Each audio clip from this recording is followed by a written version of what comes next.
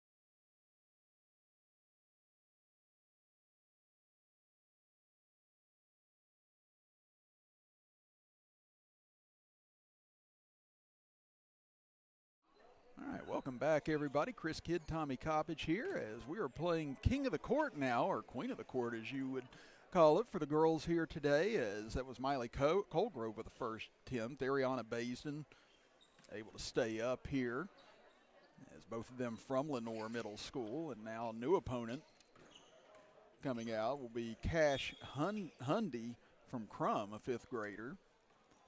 So again, King of the Court's always kind of a fun game to play. You can do that in almost any sport you want. You maybe make it the Oklahoma drill in football sometimes.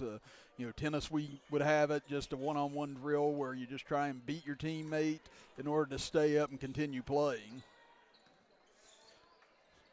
So now you see they're just interchanging in and out right now.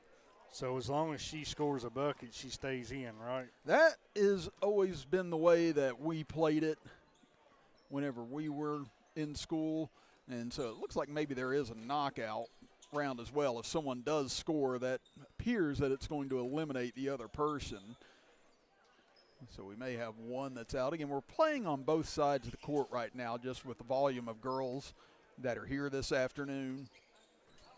So we'll try and get as much action on both sides of the court as we can as we go along here today. Like we said, after this drill is completed, then we'll get more into the team aspect. And I believe they're going to play one game on one side, one game on another side, due to the fact there's 10 teams here and 50 players in all. Yeah, there's a lot of girls here. I think I counted 45, and I may have counted wrong, so almost all of them that signed up showed up. So yeah, there's 50 in all that signed up. Yeah, me and Tommy, we were having our trouble trying to count up here a little bit earlier. I had one number, Tommy had another. I was like, well, we're in the ballpark. I said, we weren't brought here to do math today. And you see that jumper able to fall. So when they get eliminated, they go to the middle, I'm assuming? Yeah, it looks like that's basically where you get banished to purgatory of this game, it appears. So they've got 3 out already. But, yeah, I believe that there is a champion that'll be crowned after this as well. Looks like they are calling fouls. Yeah, you do have one official on both sides of the floor. And I tell you what, they've been really, really aggressive on the other side of the floor, or on this side of the floor that we're on now. The other side has resorted to a lot more jump shots. But, yeah, this side of the floor, they've definitely been going to the hole a lot more. As you see Bells Goodrich from Hayes, just a sixth grader. She's just wiping out half the competition right here on her own. She's knocked out 3 in a row here, and now she's looking for 4 in a row, and there's another one bites the dust. She's got a very quick first step, and it's causing problems. And this opponent here, I guess, realized that and stayed back a little bit, but same result. I tell you, Goodrich has just been automatic here. The last 4 or 5 girls she's gone up against. Now she'll just drive by another one, and again, she's quick with that right hand. So again, yeah, very quick. Again, you see coming out to contest, she puts that little ball fake on you and just goes right in on the right side. Again, that's been her pet move, and so far nobody's been able to stop it against her. So interesting to see how many in a row she can get here. I believe that's 7. Now she'll take the jumper. And there's another one. Wow. So she's come out on fire. I was going to say, if they miss, then they get to go back in line. But right now, Goodrich just content to try and take out everyone. But she finally succumbs here after knocking out about 8 in a row, as Jocelyn Baisden was able to finally get her off the floor. But that was an impressive run right there for Goodrich. Yeah, had a good-looking spin move as well, moving to her left, but wasn't able to hit the shot. So we said she's out of Hayes, so get a different look at a lot of different girls from around the area here today. Again, these are mostly 5th through 8th graders that are here today, and some of them going into high school as of next year. And like I said, there's a lot of speculation where this girl right here will go, Miley Colgrove. And there you see why she's one of the top athletes in the state of West Virginia and was one of the best ones in Kentucky for several years. She went to Belfry High School. She played high school basketball there, Tommy, and came back over here to Lenore, and she had to go back to middle school basketball and just absolutely dominated everything. I believe she set several school records just alone last year. Yeah, she I was going to do one of her games back It was one of the games that got canceled for snow, so I hadn't seen her play yet. So, but I've heard a lot of things about her. Yeah, you and I both, I think, were supposed to be there that night, and as whenever the snow and weather was getting bad, and so they had to call that game off. That was when I was like, well, I was kind of looking forward to seeing her after reading up on her and seeing everything that she'd accomplished, but we get a chance to today. And she goes to Lenore, correct? Yes. Yes. It's like I was told she was at Belfry for a few years, and, in Kentucky you can play high school basketball if you're good enough below 9th grade. And Cold Grove was, and she played, I believe, 6th and 7th grade year on varsity over there. Yeah, Belfry had a pretty strong team this year. Imagine if you added her to the mix.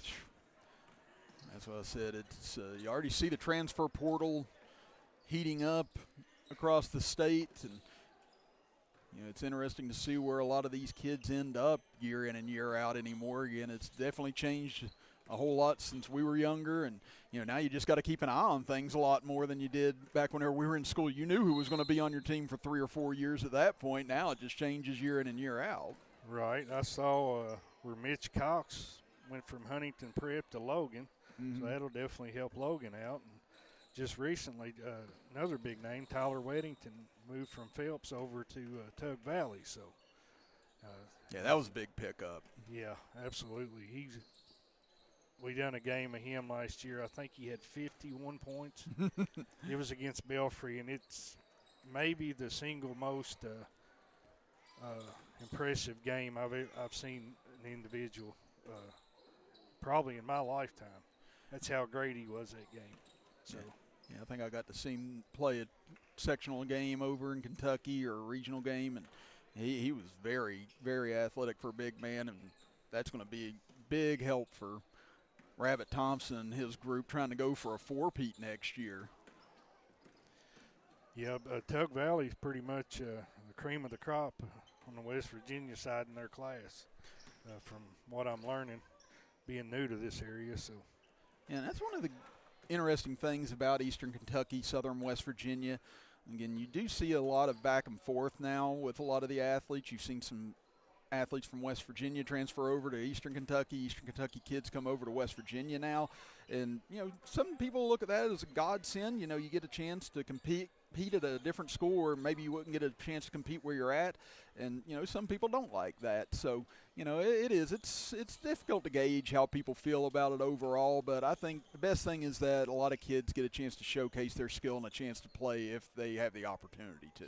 Yeah. Yeah, it's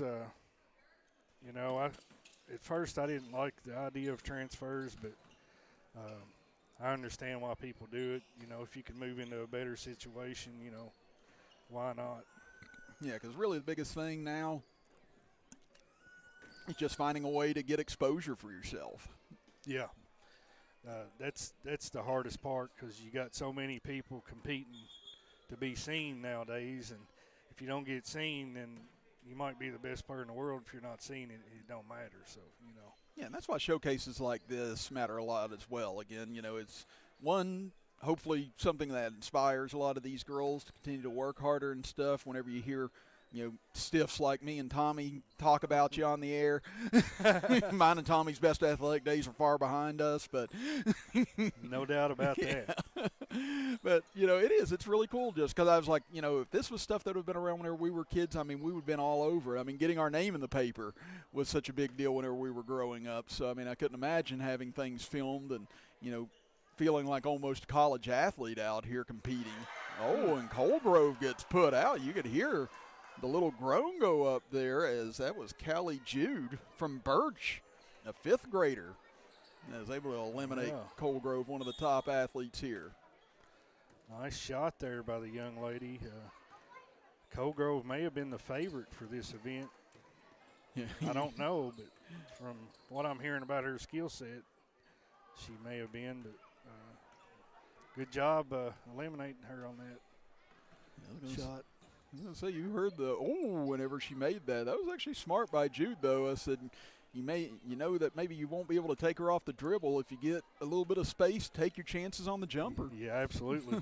we've already seen her block a couple shots earlier, so not a bad idea shooting the jumper, and it worked out.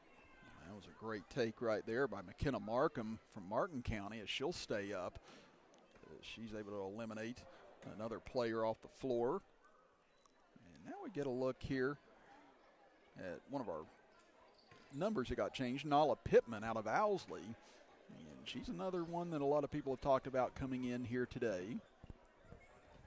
I saw a lot of Owsley County kids on the lineup here today. Good to see the people from outside of this area a little bit come over for this. Oh, absolutely. That's what I said. I saw a couple of names and places I hadn't thought of in years that were on the list, and I was like, that'll be interesting to see a lot of these kids, because I thought at first it was just going to be a lot of the Mingo County kids and Southern West Virginia kids, but yeah, we've got people from all over the state and around Kentucky that are here today.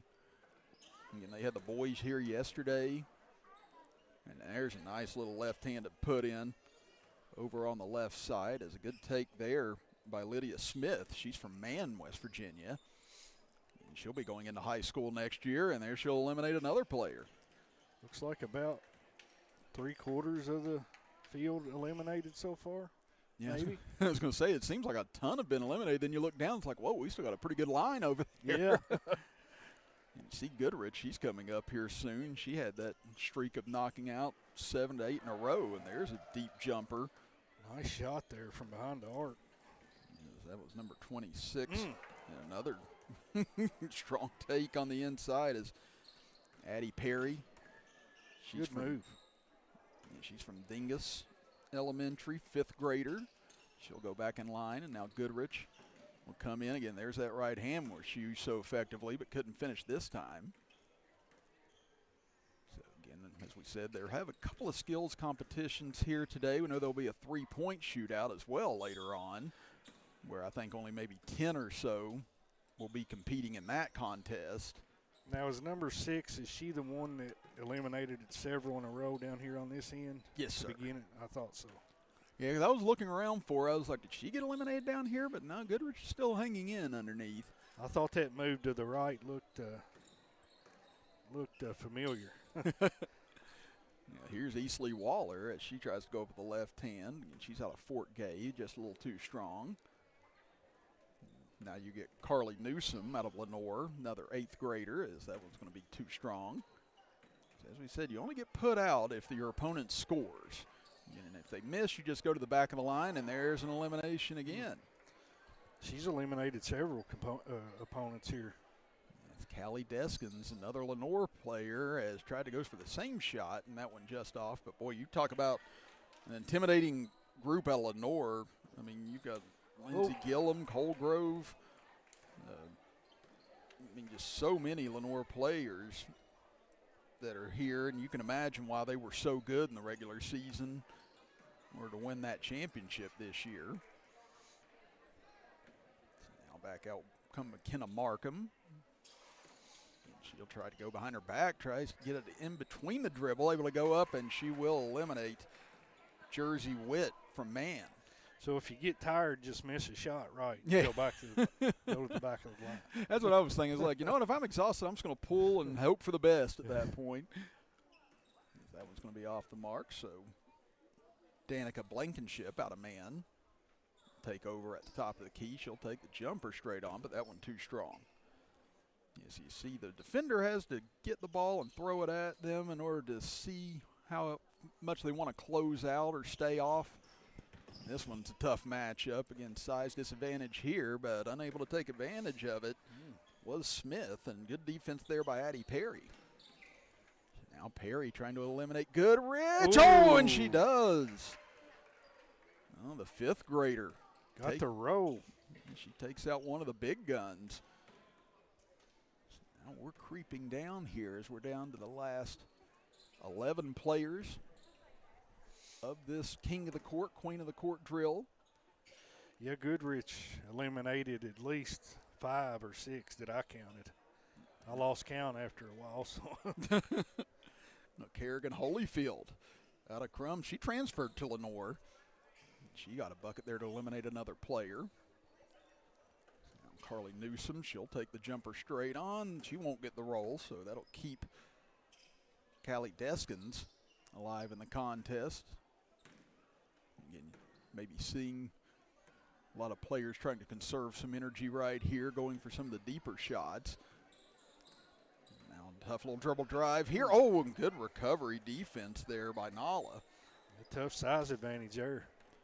Yeah, I was going to say, that was going to be a tough take trying to get inside on Nala Pittman. She was almost able to get by her, but Pittman recovered well there. Teammate on teammate action there.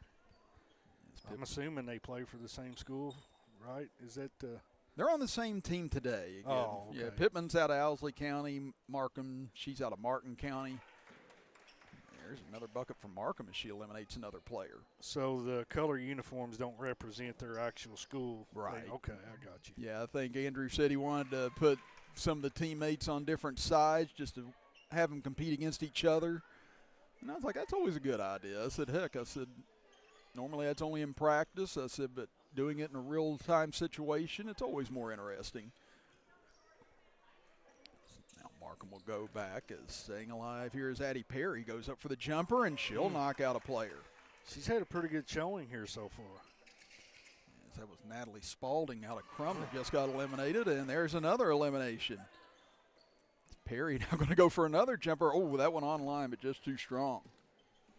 So Newsom able to stay alive as we're down to the last 6 players here of this Queen of the Court drill. Newsom will try and drive. Good block that time. Coming up with that with Callie Deskins. Deskins now being guarded out front by Addie Butcher from Beth Haven. Unable to score. Now Butcher will take over here against Pittman. Down to the final 6, right? Yes, sir. Yeah, that was the same matchup we saw a minute ago, and you could see on the way back, Butcher just kind of grabbed their chest, said, shoo, after that. Now Pittman drives in strong, and she'll eliminate Markham. So we're down to 5 now. Pittman has the height advantage out of this last 5, and that one she's unable to finish. And man, Addie Perry, she's just been grabbing on people by their ankles in this drill. She's not letting go. She's, I believe, the smallest and youngest still left in this. She's unable to convert there, so that'll bring it back out. Newsom, she'll pull straight on. That one, no good. Deskins will take over here against Butcher. See, Butcher wanted to get out quick that time. 3 launched, and that will eliminate Butcher. Final 4 here. And it's getting serious now as Deskins tries to take out Pittman, but no good. Now Pittman against Perry. And Perry's been able to stay alive quite a few times against bigger opponents, but not this time. Again, Pittman, good little elbow jumper. Down to 3 is Pittman going to get called for a travel here on Newsom. So that'll put Newsom at the point against Deskins. Newsom straight on, that one off to the left. Now Pittman, I think she had to stay behind the line first. Now gets it out to Deskins. She'll take the 3. Nope. And you see the tightness here as it's getting down to the last couple of players. Pittman will take the long jumper. That one no good. So you got to check it from the circle underneath the goal, right? Yeah, it looks like that's the rule here. That's why you saw some of them coming right up to the circle and then releasing, trying to come out quickly. Newsom can't score on Deskins. Now Deskins against Pittman. Deskins has tried to end it on the long jumper a couple of times. This time she will. Nice jumper there. That was from deep. Now it's down to Callie Deskins from Lenore. And just spins out.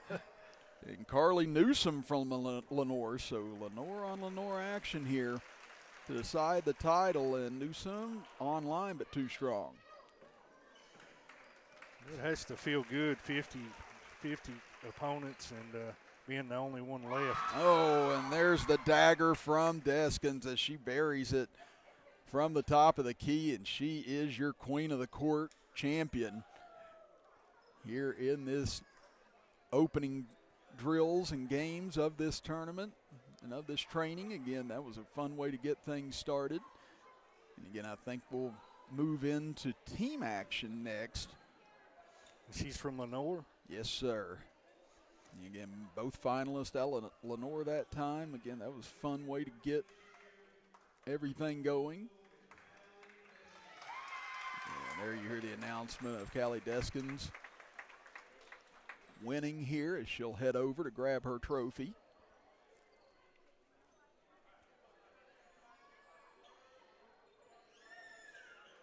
And while they get set for the next event to take place, Tommy and I will keep the cameras here, but we'll step aside here very briefly and be back for the start of some of the team games right after this as you're watching live with us here on the D&D Sports Network.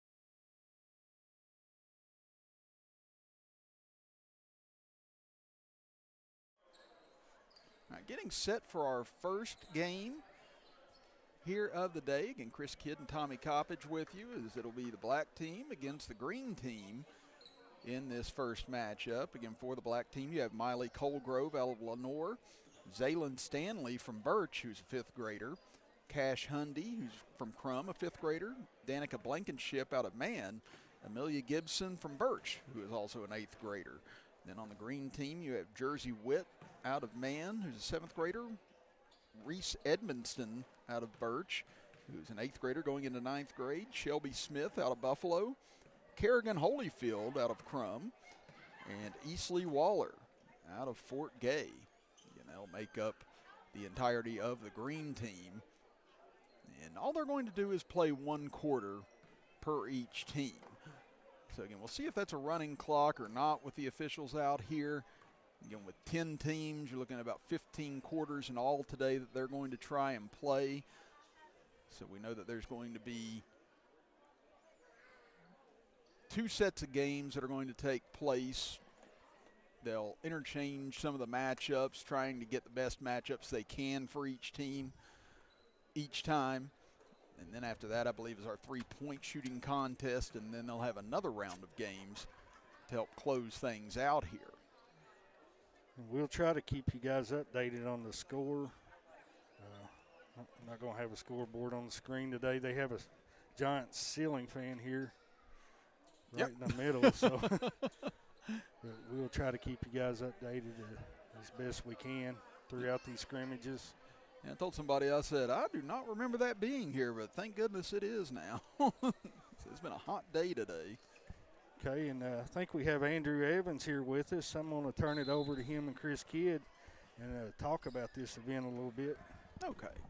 I'm glad to have Andrew with us here today. Again, you've seen him down on the court a lot early on, going through the drills and everything else with these young ladies. And Andrew, welcome into the broadcast. Again, talk to us a little bit about what all this is hoping to accomplish for these girls and what you guys are trying to accomplish overall with this type of a camp. Yeah, I appreciate you guys coming out. You know, this, the most asked question I've had in the past 2 months, like, what exactly is this? I think the best explanation is it's more just like an exposure camp. You know, give them something different, but at the same time, a lot of the teams you'll notice, and it happened a couple times just because I've had kids mix in and out, but I try to give them kids that they're not used to playing with, you know. Try to give them kids that they don't play with all year round, something different, and it kind of lets them, you know, some kids get so dependent on other kids they're used to playing with year round, and, you know, they don't ever really get the opportunity to, you know, show something for themselves or be in a different environment where, you know, you got that opportunity. So this event, this is the second year we've done this middle school one. Had a good turnout with the boys yesterday. Pretty great turnout here with the girls. A lot of talent, and I'm grateful that we're able to do this. Yeah, and that's what we talked about a little bit before we went on the air today, and you were up here talking with us. Is just things like this matter so much because you've got to find ways to keep them going when it's not season. You know, I told my tennis kids back in the day, you know, I said if you treat it like a 3-month sport, you're only going to be as good as if you treat it like a 3-month sport. And I said it's got to be something you continuously do, continuously keep up, trying to hone your skills. And that's why these things are great to have available for these kids, because I think it does keep them interested, does keep them involved, and it does keep them competitive with each other, trying to get better than maybe one another at some point. Absolutely. And, you know, I think something like this could, you know, maybe a kid's not as motivated as it was during the season, and then you throw something like this at them, and maybe, you know, after today they'll go home like, I really got to, you know, get back in the gym, get back to work. So it's definitely something we try to use this as a tool to, you know, be a motivator for these kids. And are there going to be more events or similar things that you guys are going to try and do either this summer or before next season to try and get a little bit more interest? Because it seems like you guys do have a strong interest in the Eastern Kentucky and Southern West Virginia area for this. Yeah, so this particular event is a thing we do once a year.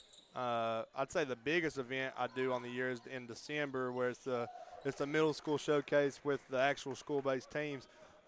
You know, I do think we'll probably do like a summer shootout, but that will be kind of back to school based. But I'm always trying to, you know, cook up new ideas and figure out what I can do to maybe bring something different to the area. It is, and it's been great to see this so far. Again, Tommy and I have already talked about how pretty much all these girls would school us one-on-one if we came out. I said, our athletic days are far behind us at this point. A lot of talent out there for sure. There really is, and that's what I think is so cool about this, and the fact that you've got some of the best from all these schools from around the area. It does give them that opportunity to compete against each other, just to kind of see, like, you know, who, like, so to speak, queen of the court is what you played a little bit ago, because you do want to be the best in your area. I said, first you want to be your best in your school. If you can be the best in the area, maybe then best in the state, then you got a chance to maybe go somewhere with it.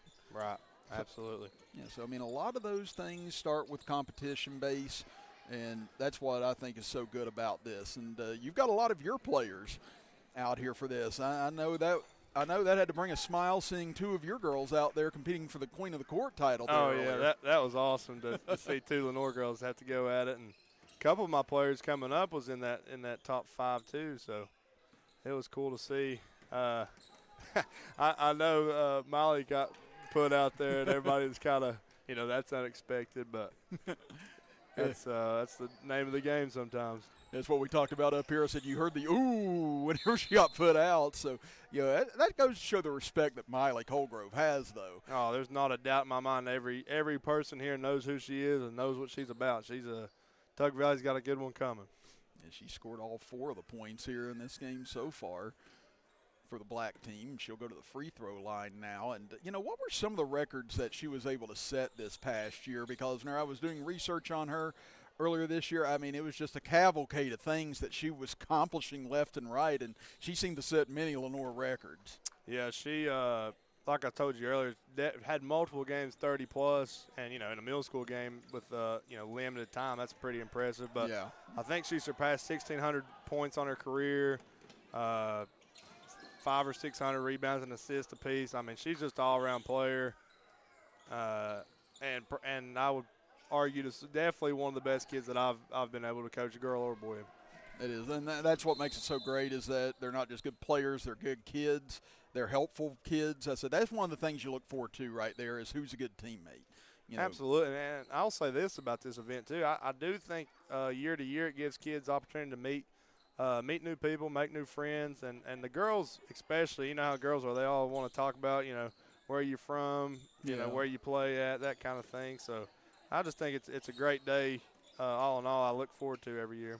And I think that's why you've seen the sport really take off even more so than it already was in recent years. I said things like this matter. I said you have to have people in the community that want to do these things, that are willing to do these things, because if it's not, then it's just not going to happen. So it's great to have people like yourself and others in these communities that are willing to give up their time, give up their Sundays to try and help the youth be better, and hopefully one day they'll want to do the same for people whenever they get old enough.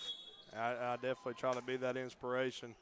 You know, I've had a lot of opportunity with basketball to do different things, coach different places, different kids, and I'm grateful for it all for sure. All right, now we get a timeout here. It looks like 1:59 left in this opener. So tell us a little bit more about what we can expect here today. Again, I think Tommy and I went through it somewhat successfully, but having it come from, you know, the head honcho's mouth probably means more than coming out of my mouth at this point. So, you know, what else can the people look forward to seeing today? I got you. We'll continue to see these 5-on-5 runs. Every kid will get 3 opportunities to take the floor in 5-on-5. And then a little bit later on, in between the second and third session, we're actually going to have a 3-point contest that's going to feature 10 of these girls. And I'll get those names up here to you. But we done that with the boys yesterday, and it was a hit. So hopefully that goes well again today. It was. That was some of the most fun stuff we got to do whenever I remember grade school basketball and things like that growing up. And, you know, these things are a lot of fun, you know, just having these competitions, having trophies to give out. I mean, just extra incentive to have a little bit more fun with it. And you can see how much fun they have with the Queen of the Court game. And now out here 5-on-5, like you said, playing against people that they're not used to playing with. And it's a whole new facet that makes life much more enjoyable and much more interesting. And I think you're going to see a lot of really close games. And you said you're even trying to pair up the teams as close as you can talent-wise today, just try and get some of the best games you can for each of them, because we do know that obviously if you pair against bigger, smaller kids or more advanced kids, less advanced kids, then something kind of gets left out in the snow, so to speak. But it seems like you've done a good job here of pairing up these teams about as evenly as possible. Yep, and that's definitely what we try to do. I want to head back down to the court, get the next two teams ready to go, but I appreciate you guys being here and having me on, man. Absolutely, Andrew. Feel free to join us anytime today, man. Yeah, appreciate Andrew coming up and talking to us about everything we can expect here today as the black team looking to assert control here in this contest as Colegrove able to lay it in. That'll push the black team's lead to 9-4 now over the green team. Jersey White tries to get inside, had the ball almost ripped from her, and now Colegrove comes away with it. She's been all over the floor, a couple blocks already, steals. I think she's got all the points for the black team in this contest. They go to foul her with 50.9 seconds. And then, as Andrew said, we'll get two new teams up at the conclusion of this quarter. We'll run 10 games in all before we see the three-point contest, but as we said, each game will just be 1 quarter each. It is a running clock except on fouls, it appears, and I believe under 1 or 2 minutes they'll stop the clock on out-of-bounds plays. Just try and keep things moving a little bit more for everybody. I think that three-point contest is going to be pretty interesting. I do too. I think there's going to be a lot of fun watching that later on. As Colegrove's going to get fouled again here with 38.4 seconds. It's going to be interesting how they do it. I don't know if they'll have a ball rack out or not, but yeah, and I imagine that Colegrove will be in that contest.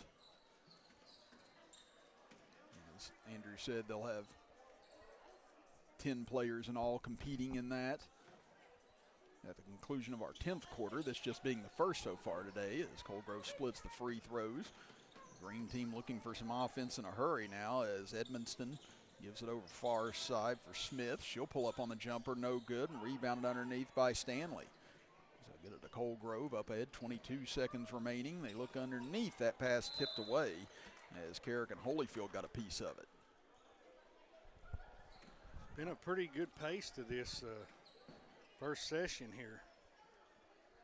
A lot of up and down action. I didn't know if they were going to do half court or full court. But yeah, the way we were talking about it beforehand, we weren't sure if they were going to try and run one game on both sides or if it was going to be full court. Well, we got our answer eventually. As that one slapped over into the corner with 6 seconds left. 3 up and good. As Shelby Smith able to convert, but time's going to run out here on the green team as the black team hangs on to win it 10-7 here in the opening segment game as Colegrove scoring all 10 points for the black team. We're going to step aside quickly and be back for game number 2 here in just a moment on the D&D Sports Network.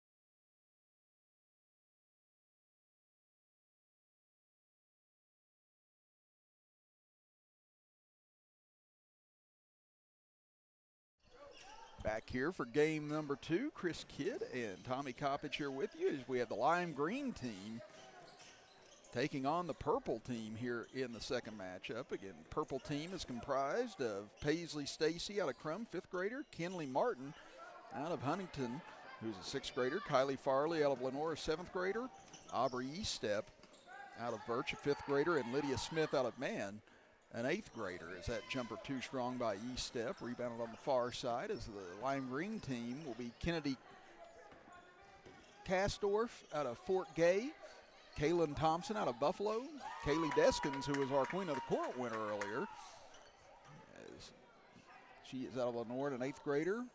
Emma Mead out of Kermit, an 8th grader, and Ariana Basden out of Lenore, a 7th grader. Three-pointer for the lime green team right out of the gates. They lead at 3-0. Purple team moving the ball around here well early on. Yeah, I was interested to see how well these teams would share the ball with each other, considering they haven't played with each other before. Yeah, the purple team kind of seemed like they were in sync. Yeah. I didn't know if it'd be like an all-star type game where it's run and gun and shoot. But like you said, they've shared the ball real well that first possession or two. There's a nice little feed on the inside from Thompson. Deskins, though, had to fight that ball on the rim and just couldn't get it to fall. Now the purple team back the other way, looking inside. Tough take, unable to knock it down as rebound comes on down to the lime green team. Deskins will look up ahead. Able to get it to Kastorf. Now back into the middle. Free throw jumper. That one almost banked in by Mead. Rebounded, though, by the lime green team. Deskins, she'll pull on a deep 3, and she'll knock it down. Continuing where she left off on the last event, right? Yeah, I'd say she's definitely going to be in that three-point contest later. Again, she's shown the ability, and she's tall as well, to step outside and knock down that deep jumper. Try to go inside. Deskins got her hands on it, deflected it away as that'll go out of bounds, and it'll go over to the lime green team. Read a few of the comments here. Once again, this is an interactive broadcast, and if you don't mind, like and share. Let's get these numbers up for these young ladies. Dorothy Parks says, good luck, Riley Parks and Aubrey Bryant. Courtney Ray says, let's go, Addie Reese. Lisa Newsom says, let's go, Carly Newsom. Yes, we're glad we got a lot of you out there with us here today. We know we've got probably a lot of family that's tuning in with us and watching here as well. But, yeah, like Tommy said, hit the like and share button, get it out there. That way more of these people can get some exposure to how good these girls are playing here so far, as Ariana Basden out of Lenore able to hit that layup for an 8-0 lead. Nice comeback, though, on the back end. It's a strong take by Paisley Stacy, again just a 5th grader. And 8-2 here in favor of the lime green squad. 4:35 left in this quarter. They're going to call double dribble on the lime green team. I do feel like I want to try and give some nicknames to some of these teams just to make it a little bit more appetizing to myself. You just call one the Hornets and one the Yellow Jackets. But then I'd lose track of which one I called it. Yeah. Oh, I definitely would. I'd be like, wait, which team did I say this was? They get it over into the corner. Three-pointer up. That one just too strong from Martin and rebounded by the lime green team on the backside. Bring it up the floor. Deskins will get it into the corner. Now back out front, spotting up. Long 3 from the top of the key. Too strong from Basden. Rebound taken down by the purple team. Charging into the front court up the left side. Smith, she'll kick it back out. Now pulling on a 3. Stacy just short on that one as ball will ricochet into the corner and out of bounds. So it'll be the lime green team's ball here, leading at 8-2 with under 3.5 minutes to play in this second contest. Up ahead, Deskins able to make the grab again. Had a gamble there by Farley and couldn't come up with a steal, and Deskins makes him pay. And that's another three-pointer for Deskins in this game. Is that her second? Yeah, she's just been red hot here today, both in the Queen of the Court drill and now here in this first game. She get a foul here as clock continues to run with under 3 minutes to go as the lime green team has dominated this quarter thus far, leading at 11-2. Deskins will get it back, looks inside, nice jump there, and able to steal that pass by Smith as they'll bring it up on the left side. Smith goes up, and Lydia Smith will get fouled with 2:38 to go here in the quarter, and that'll send her to the free throw line.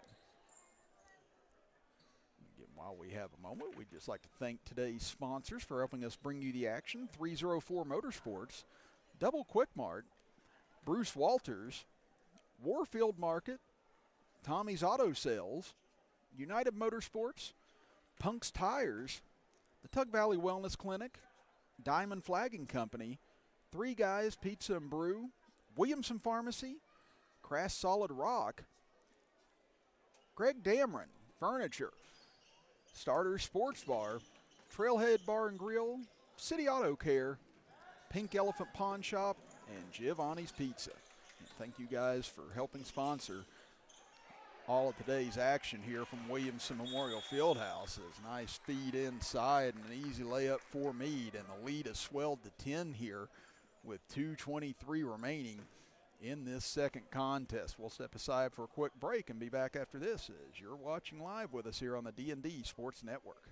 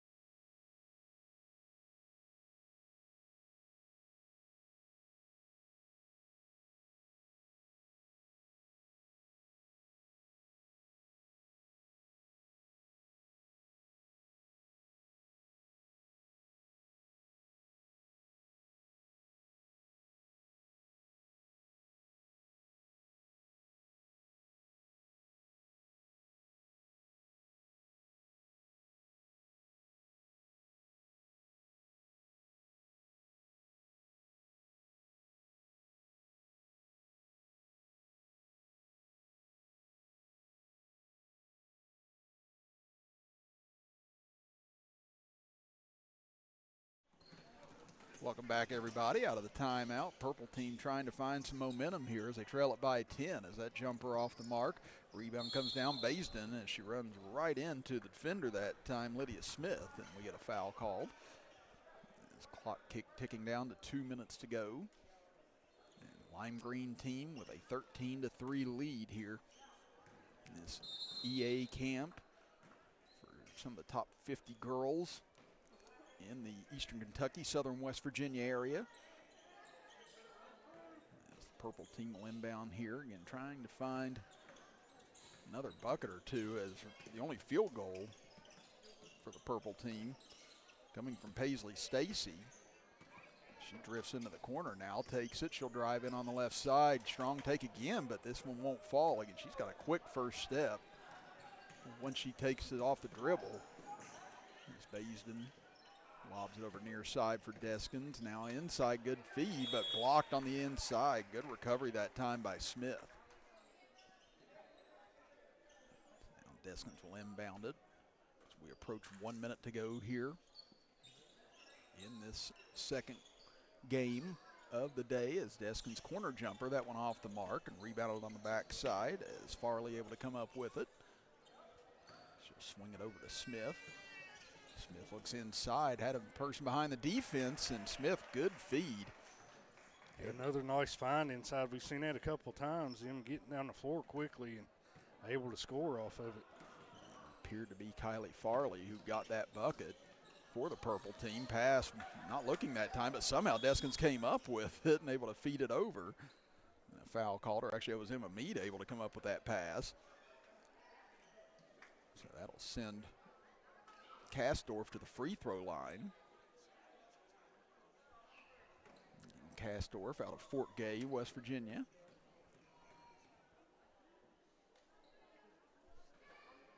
As that one won't fall. 33.6 seconds to go. Game 2 of 5 games, correct? Yeah, they'll do, again, with 10 teams in all, they'll do 5 quarters, and then they'll do 5 more after that, and then we'll go to the three-point contest, and then they'll do 5 more quarters after that. I believe we finally got it down with Andrew now. Again, Andrew's explained it very well to me. I just haven't processed it well. I'm like, it's a Sunday. I'm not quite there right now, Andrew. I said you're just going to have to ABC this for me. He did, and then I still didn't get it. Yeah. My brain's running on a 3-hour delay this morning, Yeah, so pretty bear much. with us, folks. That first free throw just a little short from Stacy. Again, Colgrove, she's going to move over to play on the orange team coming up. And she's going to replace Aubrey Priest in that game. Oh, second free throw almost hung on the lip, but finally fell through. And then also another substitution, Jersey White's going to replace Berkeley Johnson on the maroon team coming up. It's top of the key three, nearly banked in. Just off the mark for Martin as the lime green team brings it up. A foul committed here with 8.6 seconds to go. It's a 13-6 lead for the lime green team. This will likely be the final free throws for the lime green team as they're going to win this contest. Just a matter of by how much at this juncture. Kaylin Thompson out of Buffalo. Too strong on the free throw. Rebound taken away. And now we get another reach-in foul with 5.4 seconds left. So the purple team will inbound from the far side and take their final chance. Well, actually, they're going to call it a 1-and-1. So they'll walk to the other end now, and it looks to be lining up at the free throw line is Aubrey Estep. So again, that was Estep who had the bucket earlier. I apologize again. Some of their hair is down around their numbers, and I'm trying to weed my way through it in order to try and find the correct numbers. I apologize. I miscall anyone, but Estep able to use the bank. She'll knock in the first. That's 3 points for her here in this contest. Chance to get half the points total here for the purple team, and she's able to bank home both. Cuts it to 5 here. Nice deflection on the inbounds. Coming over was Martin to deflect that away with 4.5 seconds to go. They'll get it in, trying to run out the clock here with 1, and that will do it as the Lime Green Club holds on to knock off the purple team 13-8 here in our second contest. Next up, it appears the pink team against the maroon team, and we'll be back with that contest right after this as you're watching live with us here on the D&D Sports Network.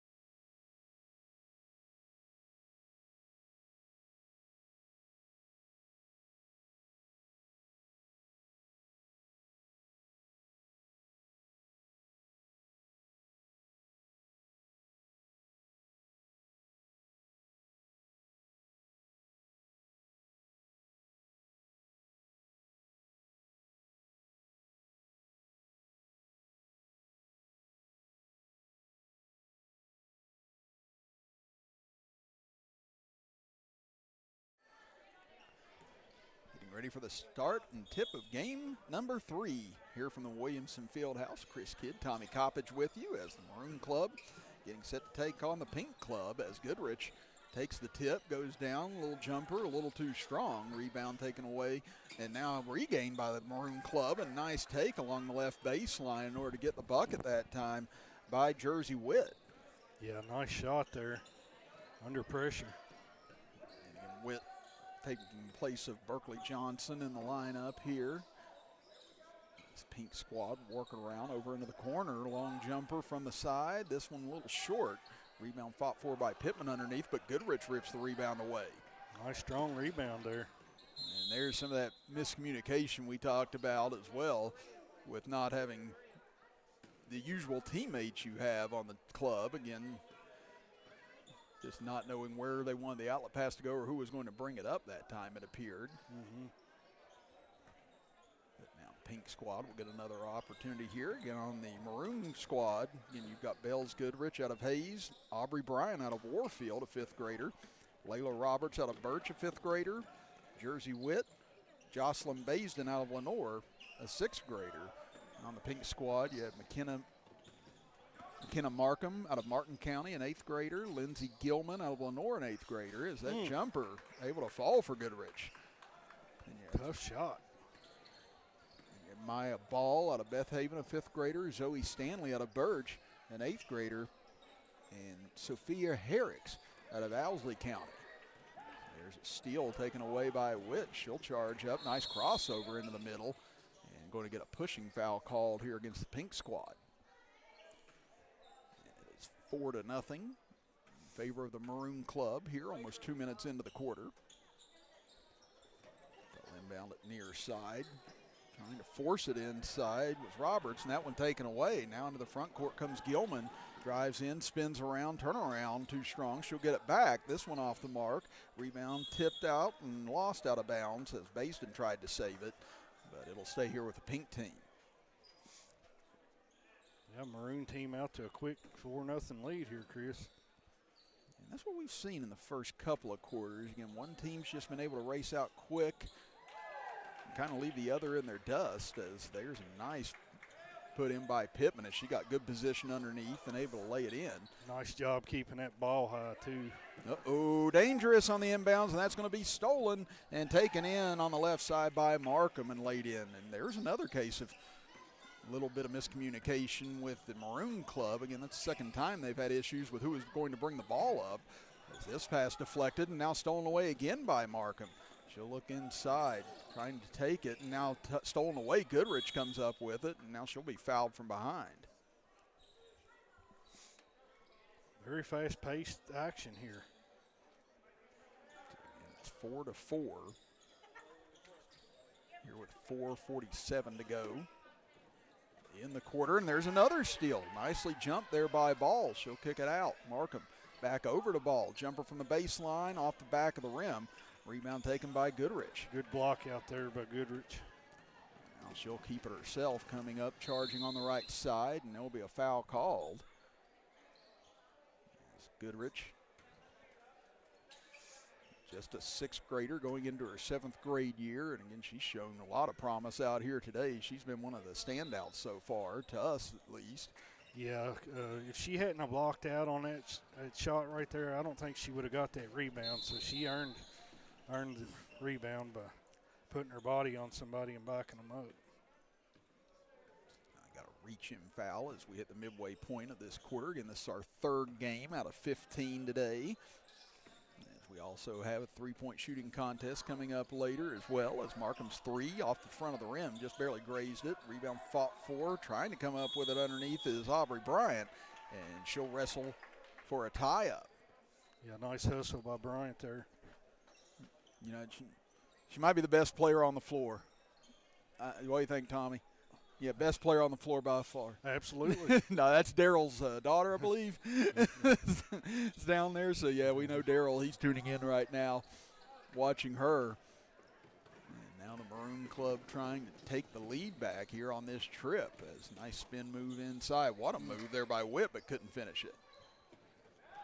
Yeah, Daryl and company's in I think they said Greenfield either Greenfield or Greenwood, Indiana, for the coon hunt event this weekend. Yeah, he told me that's where he was, and I was like, really? And then I got online, I saw how much the prize money was, and I was like, yeah, I should have gone tried to get a dog entered or something. Yeah.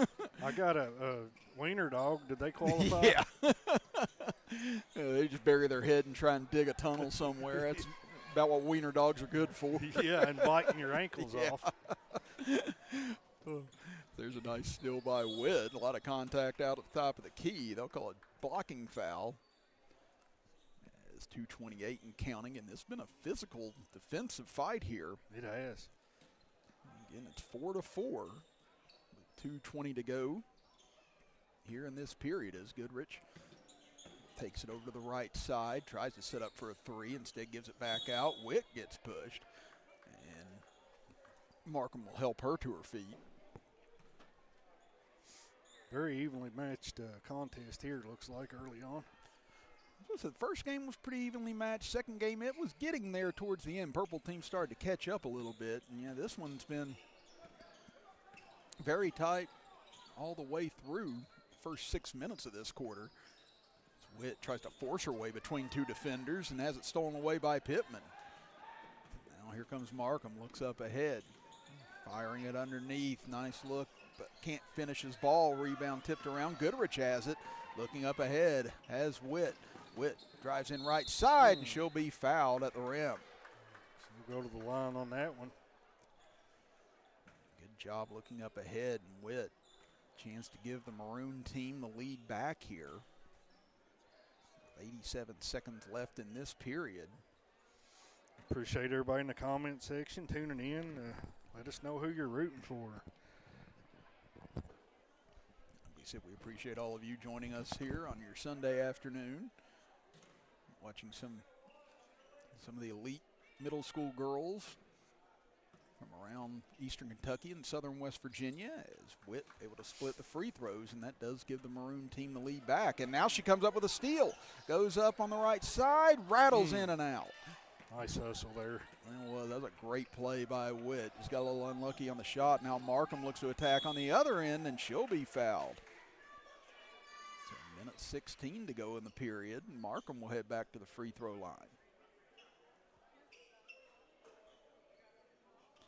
Chance to try and give the pink team the lead for the first time if she can make both. And Markham cleanly threw on the first. Good looking free throw there. She got down to the last 5 or so in that Queen of the Court tournament earlier today. So she's got a lot of talent as well that we've seen, as that one just rims off. Pittman fought for the rebound alongside Baisden that time, and they're going to say last touched out of bounds by the pink team. Now 5-5, an inbounds pass stolen. Fed underneath now, Markham trying to find an opening as Gilman did a great job of stepping in and intercepting that inbounds pass, and that's going to give the pink team an opportunity here to take the lead for the first time. It'll be Markham going back to the free throw line.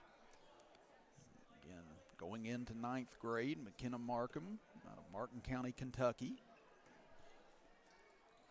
Split the free throws a moment ago and gets the front end of the 1-and-1 to go. So I believe any foul that's under a minute to go, they're calling a 1-and-1 either way. So like I said, I'm picking up on things little by little as we go along here. I'll get it figured out by the time we leave today. Learn as we go, right?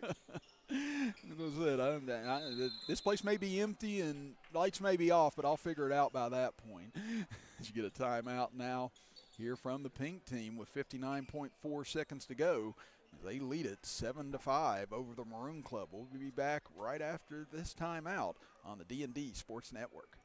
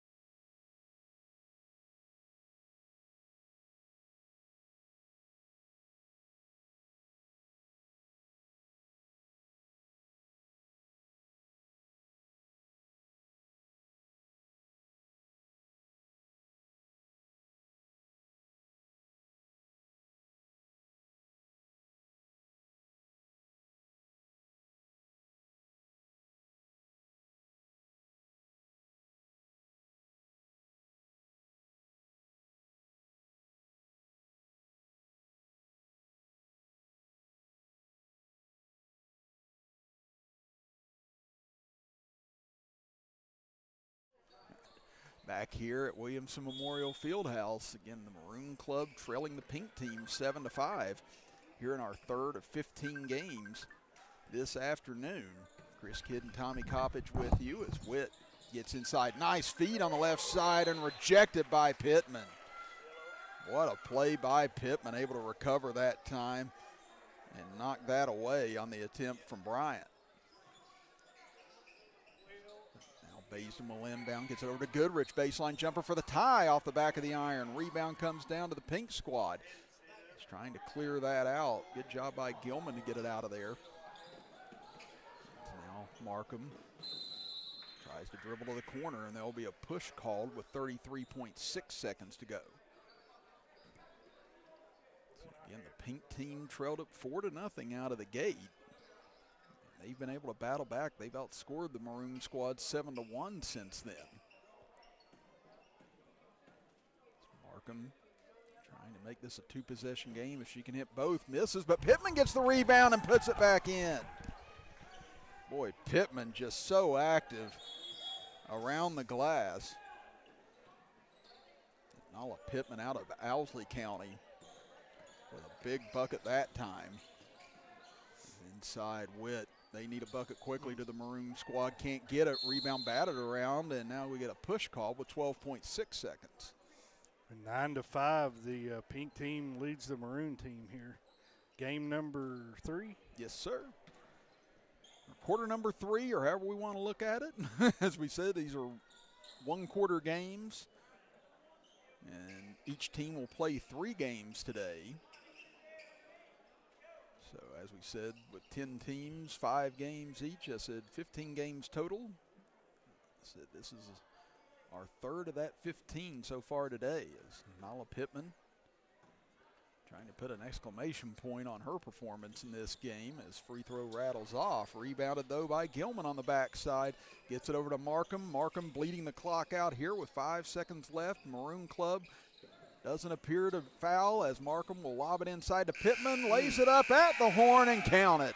And what a way to close it out for the pink squad. An 11-1 run gives them an 11-5 victory here today over the Maroon squad. So that is our third game in the books. We'll be back with game number 4 between the red team and the orange team right after this on the D&D Sports Network.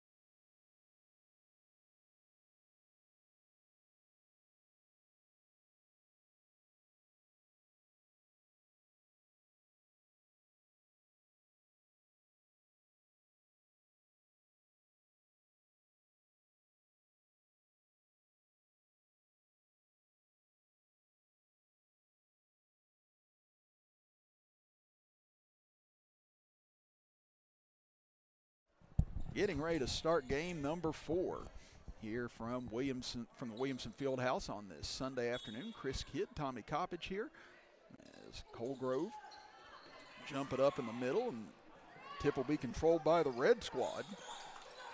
As Natalie Spalding tries to fire it over far side, gets away, and that'll be a turnover, and the Orange Club will get a look at it for the first time. So what probably happened here is that a couple of the teams didn't have everybody show up, so maybe they had a couple of players from different teams step in for them, maybe. Yeah, that's what Andrew told me that they would have to do if a couple of the girls weren't here. That's why you see Colgrove back out here again. She just took that shot, couldn't convert it, rebounded by the red squad. And that's where you saw Witt in the last game as well for the Maroon Club. So again, you may see a couple of them out here multiple times today. Out front with it, Aubrey Smith out of Baileysville loses it. Now Colgrove pulls up for a long two. That one off the heel of the rim. Rebound tipped back out. Colgrove able to chase it down. She looks for the first bucket of this contest. She scored all the points for the Black Club earlier. That three off the mark. Rebounded underneath, put back up, no good. Another opportunity, no good. There's a couple of chances there missed by Kaylin Booth out of man. And now the red squad will bring it back up. There's Galaxy Plymel out of man. Gets it over far side. Ball squirts free in the corner as whistle finally sounds, and they're going to say it's turnover over to the Orange team. We'll try to keep the score updated. We was going to put our camera up, but we have a big ceiling fan. We have right a little bit of an obstruction. Yeah. I walked in and saw that day. I went, whoa, where'd that come from? So they stole that off the Millennial Falcon or something. It's Colgrove over to her left, side step three, and she'll knock it down. Nice shot. Again, that is just so confidently put up by Colgrove. She gets another three for herself here today. So I'm assuming she'll be Tug Valley in the future. That's what I'd imagine. Tug Valley's very much hoping that's where she'll end up at. And I tell you what, man, you put her on that girls team that got to the state tournament this year, and just a basketball-rich community there in Tug Valley. They just add to it if Colgrove ends up there. Very, very passionate fan base over there in Naugatuck, right? Absolutely. That's why you love going over there. You know those people love their basketball. That three-pointer just short from Perry. Rebounded, though, inside and put up and in. As Booth able to get the bucket. Put the Orange team up 5-0 here. And the red team is Natalie Spalding out of Crum, a seventh grader. Galaxy Plymel out of Man. Gracie Sparks out of Gilbert. Carly Newsom from Lenore, an eighth grader. And Aubrey Smith out of Baileysville, a seventh grader. It's up ahead. Booth charges in left side, and she'll lay it up and in. Yeah, give Colgrove the block, any assist on that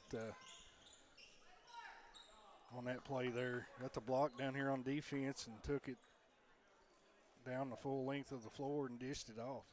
That's what I said. You just see why she's so highly touted. Again, it's not just the points she's able to put up. It's the all aspect of her game. Yeah, she can put up a lot of numbers in each stat. Smith's going to be called for the travel that time. And again, on the Orange squad, again, Addie Perry out of Dinglis Elementary, a fifth grader. Callie Jude out of Birch, a fifth grader. Aaliyah Waller out of Fort Gay, a seventh grader. Again, Colgrove stepping in here for Aubrey Priest in this game. And then Kaylin Booth out of Man, an eighth grader.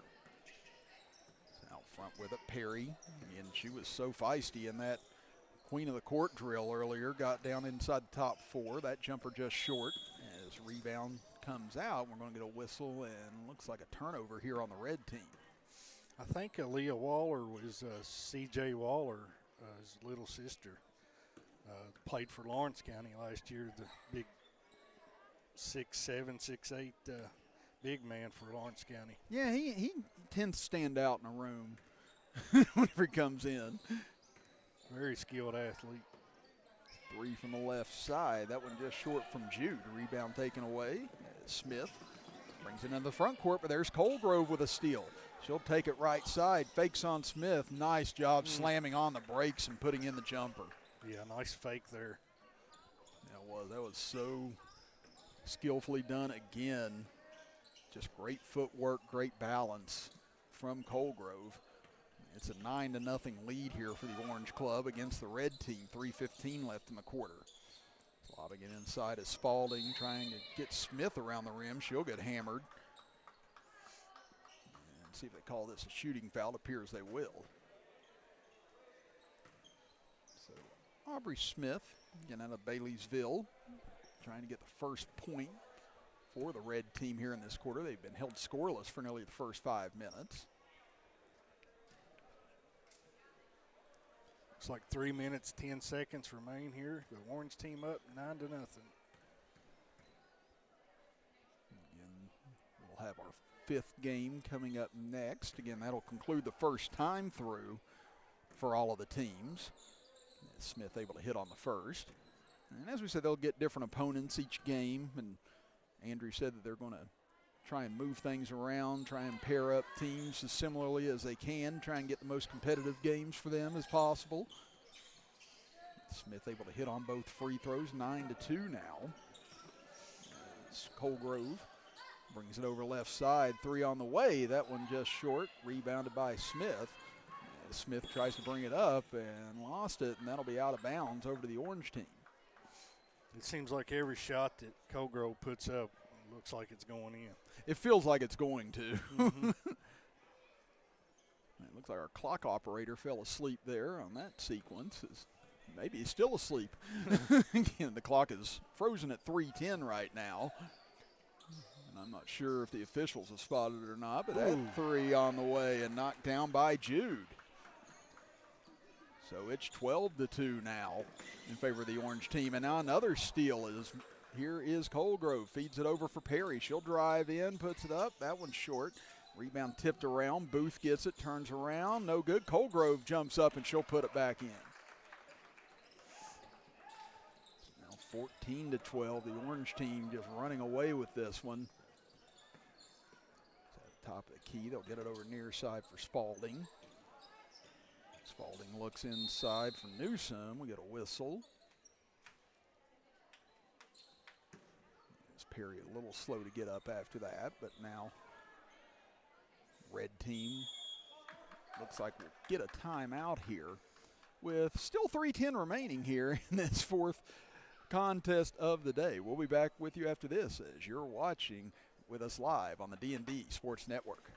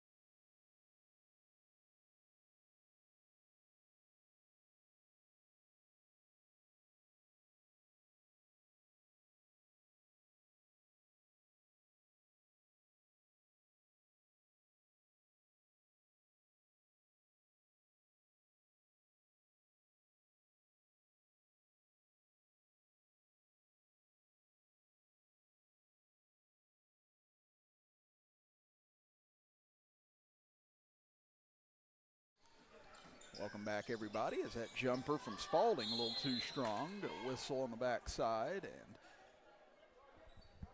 looks like we're going to get a foul here on the Orange team. And Smith will go back to the free throw line, which she knocked down 2 a moment ago. 3:02 remaining here. Orange team up 14-2 over the red team. Again, no field goals in this quarter so far for the red squad. Only the 2 free throws from Smith. She'll get a second look at it on this one. That one's going to be too strong, and Colgrove able to grab the rebound. Now the Orange team just been on a blitz since the start of this contest. They give it over left side. 3 on the way, almost able to fall for Waller. Comes all the way out. Colgrove able to get it back. She patiently works her way in, back over to Waller. 3 going to be short. Perry grabs the rebound underneath, able to kick it back out to Colgrove. Backs her way in, turns with the right hand. That one's short. Rebound ripped away by Plymel. And now you get a reach-in foul going to be called here on the orange team. It'll stay with the red squad. Side out of bounds. Get it in near side. Newsom trying to back her way in. Again, Newsom was in the finals of the Queen of the Court competition earlier. Deskins ended up winning that. But Newsom had an amazing showing, getting all the way down to the final 2. They'll get it into her. Backs her way into the corner. Now tries to bring it back out with the left hand. There's nothing there. Now Spalding tries to turn the corner, turn around 3. That one's short as it'll go out of bounds. Booth thought about diving to try and save it. But now the Orange Club will get it back with 1:40 and counting here in this 4th contest. Here's Perry charging up the right side. Pull-up jumper, knocks it down. That'll be a 3. Nice shot. I think this is the most points any team scored so far. Yeah, I think so as well. I think 13 was the largest we had so far, and the orange team, they've blown that out of the water so far in this one. As there's a running 3 from Spalding, won't go. Waller with a strong rebound. Good job by Waller there. Long pass for Colgrove as that went up for grabs and tipped out of bounds. As they're going to say last touched, it appears, by the orange team. Take a look at Mr. Justin McCoy there, taking in the action. The head coach at Phelps for the girls. I think he caught you. Did he? And as I look right up there at the last second, but yeah, he's got some Phelps girls here today. Trying to check in on the action. And that's the thing, you love to see some of the coaches in the area that come out to events like this as well, trying to scout, trying to encourage, things of that nature. I said it's always a good look for the program.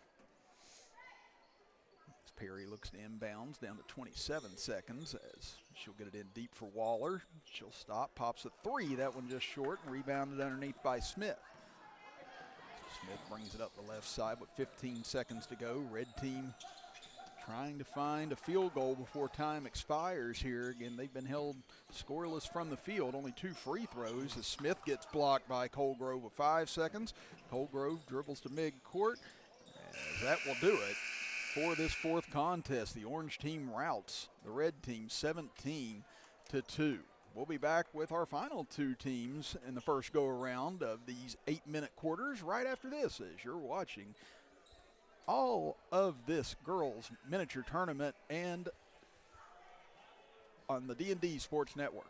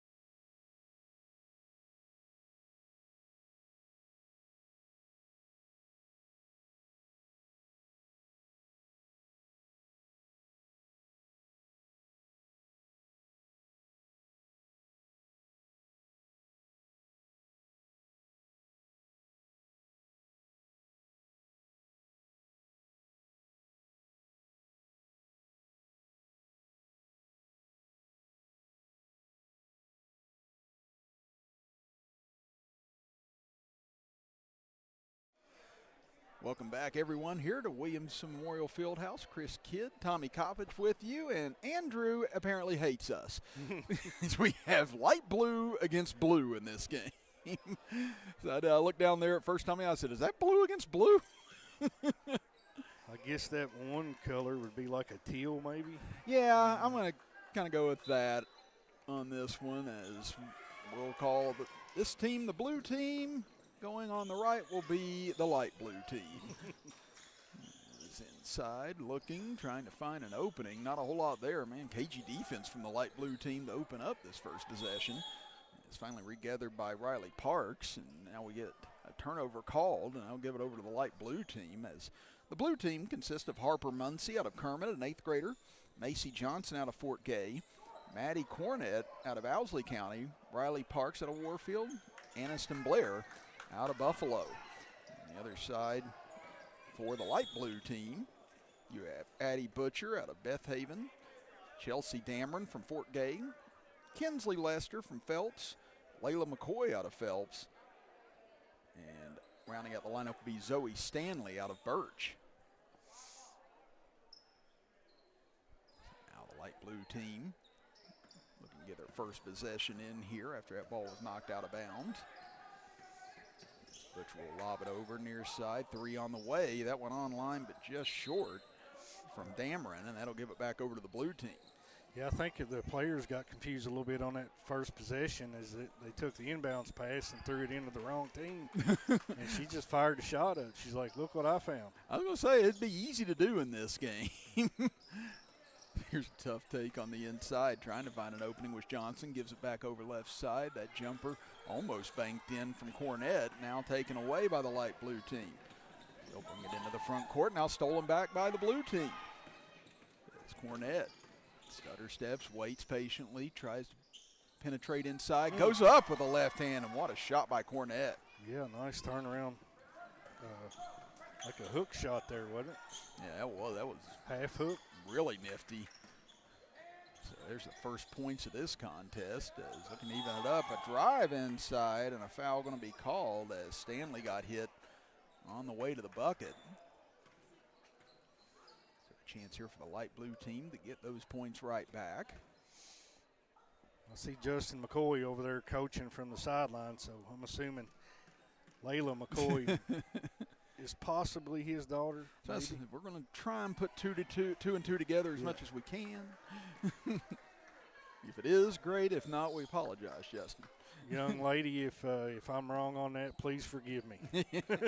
As I said, we're just trying to put it together as much as we can. As Stanley able to split the free throws, 2-1 in favor of the blue team. It's Cornett. Just had that great left-handed shot a moment ago, goes right back to it, almost gets it to fall. Rebound went into the hands of Blair, then deflected away. And they'll say last touched by the blue team. This light blue team will take over here, trying to gain the lead for the first time. 5.5 minutes left here in this 5th quarter. At the 5th game here from Williamson Memorial Fieldhouse. Stanley takes it in strong, and she'll draw another foul again. She's been very aggressive on getting to the basket here in the early going.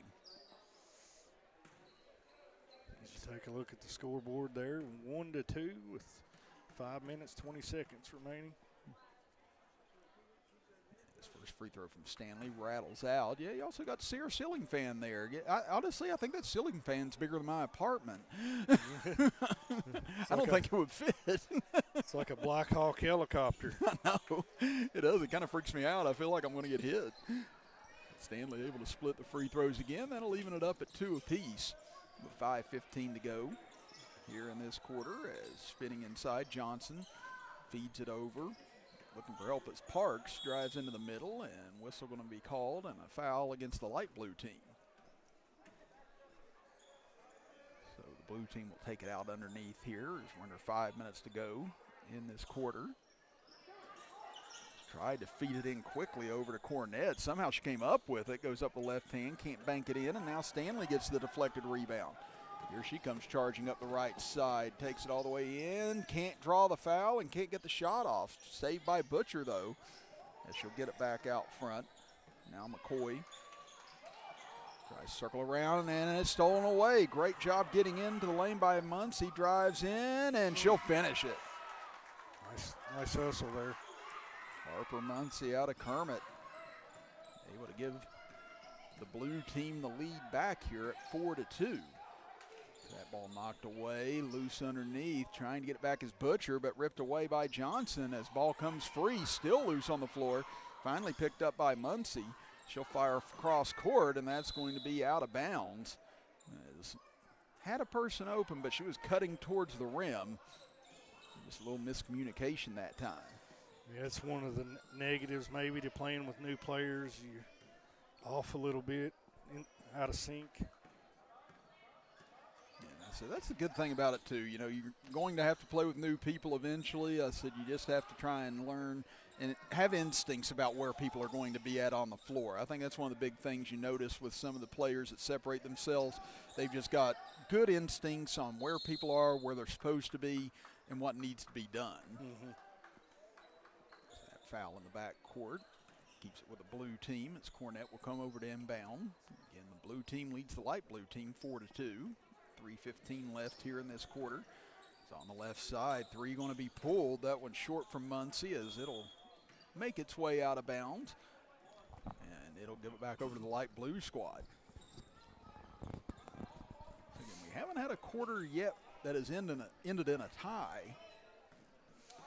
Yeah, I'm not sure how they would do an overtime situation.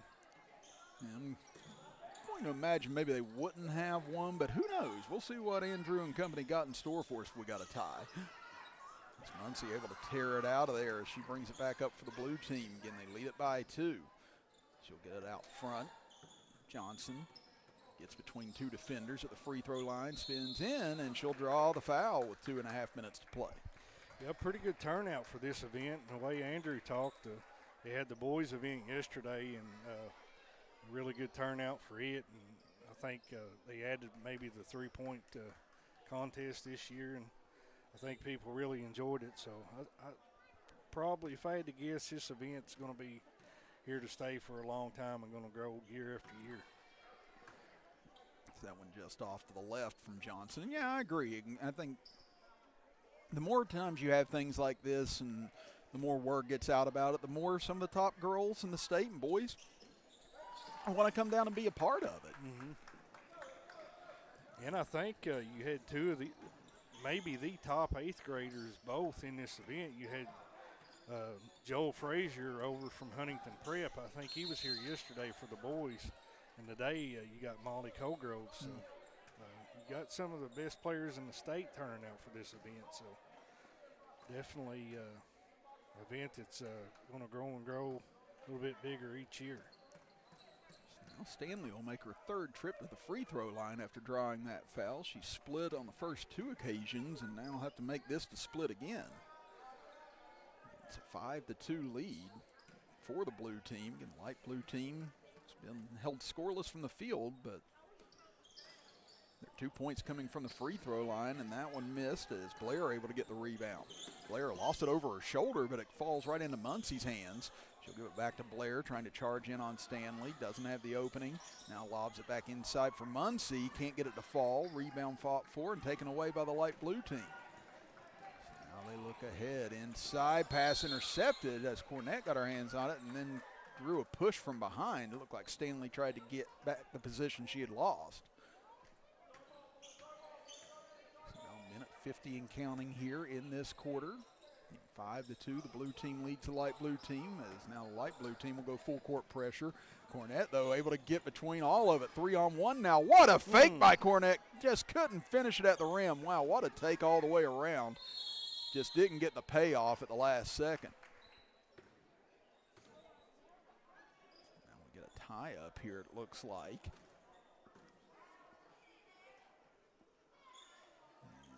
Officials discussing who was it that won the tip. It was the blue team, so the light blue team will get it back. Minute and 10 seconds remain in this one. 5-2. The blue team leading, correct? Yep. Blue team leading light blue. Butcher crosses the timeline with it. Gives it over far side. Again, the blue team has held the light blue team without a field goal so far as Butcher tried to get a shot off, then felt the defense from behind her and wisely got rid of it. She'll get it back here with 45 seconds left into the middle for Stanley. Stanley goes between two defenders, can't get it to fall. Rebound tipped out, taken away by Johnson. Johnson in the backcourt trying to traverse against several tough defenders and now has it ripped away. Here comes the light blue team into the front court. Drive in and layup will go for Layla McCoy. Nice drive by McCoy there. And that'll bring on a timeout for the light blue team as they've trimmed the lead to 1 with 25.8 seconds left. We'll be back after this as you're watching live with us here on the D&D Sports Network.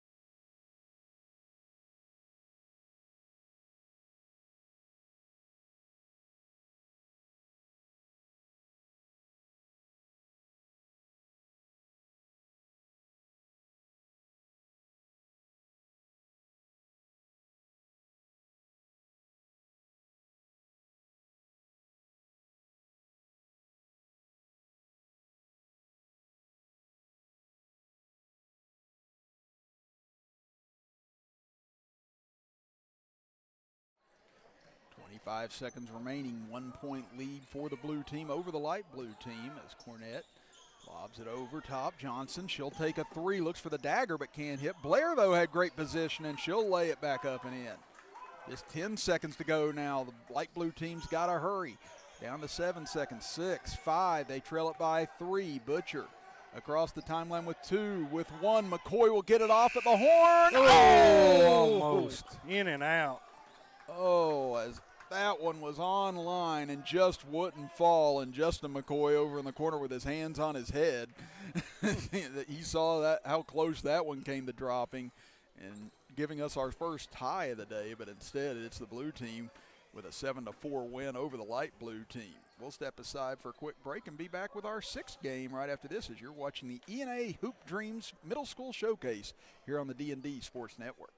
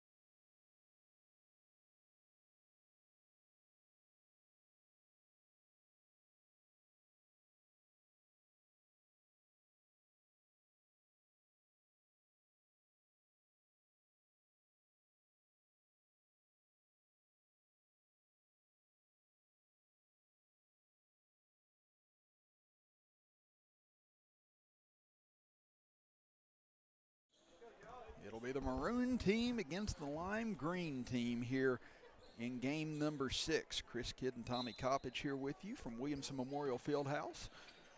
As these two teams getting off to their second game here today, and a quick start for Witt as a nice entry pass that she's able to lay up and in. So a quick 2-0 lead for the maroon team, who lost their first contest. Again, this lime green team was able to win their first. Pass cross court ended up finding the hands of Baisden, and now a whistle and a push going to be called against the maroon team. That'll be inbounded over to the far side. Long baseline jumper up. That one just off the front of the iron. Rebound taken down by Goodrich. She'll bring it across midcourt over to Witt. She'll penetrate over on the left side. Had it deflected, almost put it in. Now rebounded on the backside by Baisden. Tried to go back up and has it stolen away by Ariana Baisden. Now here comes Ariana Baisden charging up the right side all the way to the rack, but too strong. Rebound kicked back out. Thompson looks for a triple. That one just short. Baisden gets another rebound though, and now there's Witt on the steal. A lot of action here in this first minute from both sides. Witt, quick cross-court pass for Goodrich. Kicks it back out, top of the key. Witt back over to Goodrich. Nice hesitation move. Goes in with the right hand, but short. Rebound deflected out as Kosdorf comes up with it. Looks inside. Tough turnaround here for Parks, and for Meade, and she's able to get it to fall. 2-2 your score here. 6:25 left in the quarter. Witt looks in the middle, gets a screen up top, had it deflected off her foot, turns, spins inside, and couldn't get the English on it. Now Goodrich able to force one back up. That one won't fall, and that's knocked out of bounds. Last touch by the lime green team. The Marine team doing a good job on the boards here early on. I told you both these teams have come out a lot more physical here in this second game. It's Goodrich, long baseline jumper off the front of the iron. Rebound comes down to Meade as Baisden now bring it up the right side into the corner. A little fake and hesitation move trying to get to the other side. Reverse layup, almost falls, but comes off. Thompson had a great take that time, but just couldn't finish it. Now that pass deflected out of bounds and last touched by the lime green team. Still deadlocked here at 2 apiece. Home run pass up ahead. That one's going to be intercepted by Kasdorf. Looks into the corner, and that one going to be thrown away as that was a tough little in-between pass over to Thompson. And both teams gambling on some passes here, trying to see if they can find an easy opening or an easy bucket. There haven't been many to come by so far. Yeah, we've seen them go for the home run pass a couple times. Goodrich gives it over to Witt. Oh, I got halfway down and popped out. Falls right to Goodrich. Her shot off the mark. Witt gets another chance. This one off the heel. Taken away now by Baisden. So several bullets dodged that time by the lime green team. Baisden able to get by Witt. Up ahead now. Deskins will swing across court for Kasdorf. Out top of the key. Baisden 3 off the side of the backboard. Rebound fought for. Meade comes up with it. Goes up and she'll finish. Be 4-2. The lime green team just took the lead. 4 minutes, 20 seconds left. Meade has all 4 of the points for the lime green squad as Goodrich takes it all the way in, takes a hard hit, and she'll go to the free throw line. Again, they're not giving her a whole lot of space. Again, they know what damage Goodrich can do if she takes you off the dribble to that right side. So they've really been closing that side off to her. Yeah, she took a shot there. Earned a trip to the foul line. That first free throw up and good. And again, Goodrich does have some similar skills to like Peyton Ilderton that I've seen before. And I said the fact that she's aggressive and she gets downhill a lot really bodes well for her. And she's not afraid of getting to the rim. She's not afraid of contact. She evens up the game now at 4 apiece. Inside, pass goes off of Meade's hands and back over to Goodrich. She look up ahead and now pass intercepted right back. Deskins gets in on it. Over to Baisden. Baisden lobs it inside. Nice look underneath, but too strong as Goodrich gets the rebound back. Now she goes down in the backcourt. Wow, a little Harlem Globetrotters from Goodrich as she kept the dribble on her hind end. So now here's Witt. Gets into the paint, tries the Euro step, and a whistle and a foul called. Yeah, it's a big, valuable skill set to have, is be able to take somebody off the dribble and get to the rim the way she does. I don't think in my 42 years I've ever taken anybody off the dribble. It was just either I was open to take a jumper or I wasn't. Yeah. I'm the guy standing over there in the corner waiting for somebody to pass it so I can shoot it. Just holding your hands out like, Yeah. I know I'm not getting this ball, but Right. Be lucky to get one shot a game. it's like I'm just hopefully drawing a defender out. That's all. Witt off on the free throws. Now here comes Baisden, able to cut between two defenders. Over far side, long jumper off the side of the backboard. Rebound fought for, and now we get a loose ball foul. Jocelyn Baisden hit the deck hard that time. All the players have given great effort here today, so applaud for that. That's what I said. Whenever you got some of the best going up against each other, I said they want to try and show each other how good they are. And they're a name to look out for, and Witt has definitely been one to pay attention to here today as she gets another key bucket. Jersey Witt out of man. Gives the Maroon team the lead back now by 2, looking to take it back for 3, and there it goes down for Thompson. It deadened off the back of the rim and fell through. The lime green team takes a 1-point lead. Goodrich has to give it up to Witt. Tries to get inside against 2 defenders, had it poked away. Baisden able to come up with it, gives it over to Goodrich. A little wraparound pass somehow found its way to Witt, but couldn't get it to fall down. Loose again, Witt gets it back. Little turnaround on the baseline, and this one she gets to fall. Scrappy little player there, Witt is. Yeah, that was great stick-to-itiveness, and that was an amazing pass by Goodrich in order to find her in all that traffic. So it's a 1-point lead for the Maroon squad, and now we get a push foul called here against Witt. Kastorf hit the deck. Thompson will inbound from the far side with under 2 minutes to go. Pass knocked away, and Jocelyn Baisden comes up with it. We get a whistle and a tie-up called. And we'll see who the possession arrow belongs to. We'll try and discuss who it was that won the tip. And it looks like we're going to stay right here. Appreciate everybody in the comment section tuning in. If you don't care, like and share the feed. Get the numbers up for these young ladies this Sunday afternoon.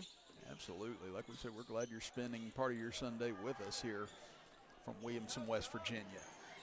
Inside, tough take that time. Jumper just off for Layla Roberts. Lime green team able to get the rebound. And a foul will keep it with the lime green squad as they trail it by 1. Trail it by 1 with 1:15 left here in this quarter. Baisden to Kastorf back out top. Deskins, boy, she thought about pulling on that 3. Baisden will pull on the 3, won't fall in. As Witt able to get the rebound now with 60 seconds left. And Witt, nice little crossover inside, able to jump step in, and she'll draw the foul. Great movement by Witt in order to get inside and draw that contact. Yeah, nice little scoop shot there. Go under the defender. It was just a trilogy of great moves that time in order to get into the paint. Big free throws here with 54 seconds remaining.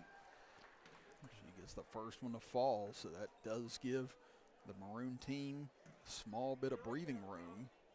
And she tried to miss that one on purpose, see if she could get it back, but I think they called her for a lane violation.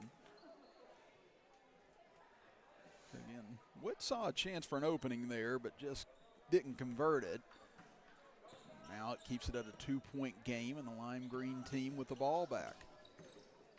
It's Thompson over to her right, looks, pass deflected as Baisden got her hands in on another one.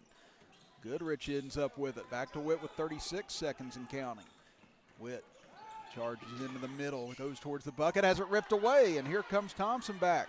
Thompson with Goodrich riding her all the way to the bucket, can't get it to fall. Baisden gets the rebound, goes up, and she'll be fouled with 23.7 seconds. Chance to tie it here. And Goodrich was able to prevent the easy layup from Thompson, and now Baisden will have to try and earn the tie the hard way from the free throw line. As we said, we haven't had a quarter tie yet in our first 5 games. Could we have it here? Baisden, she just had a lot of oomph on all of her shots here in this game. Almost feels like her range is half court at this point, and she's got a lot of power.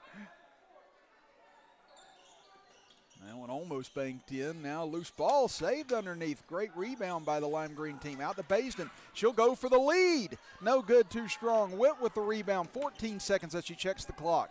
Now trying to dribble away from traffic. Almost stripped from behind. 8 seconds left. Witt gets rid of it to Goodrich. And Goodrich will be fouled with 6 seconds to go. Yeah, I like Witt's. You can tell the way she's playing. She's keeping her head in the game and thinking about what her team needs to do to get a W here. It is in situations like this. This is where you find out who your IQ basketball players are. And I said, Witt and Goodrich have stood out a lot here today. This Maroon club has definitely come out and been a lot more difficult in this second game after they dropped that first game. And the lime green team looked so strong in that first outing. It's been a good recovery by the Maroon squad. And Goodrich basically seals it with that second free throw. A 4-point lead now is up ahead. Trying to get a shot off here at the horn. Just barely does, but that one will fall short. And the Maroon squad knocks off the lime green team 11-7 here in our 6th game today. We'll step aside for a quick break and be back for game number 7 here in just a moment on the D&D Sports Network.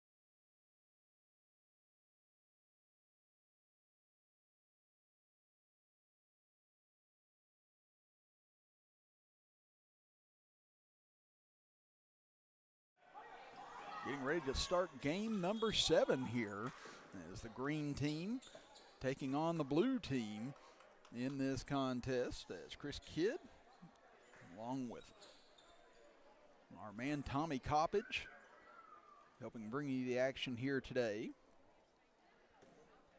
As Jersey Witt, who just competed in the last game, now she's competing on the original team she was on to start the day, the green squad, and she'll bank home the first. She was, along with Goodrich, really the MVP of that last game.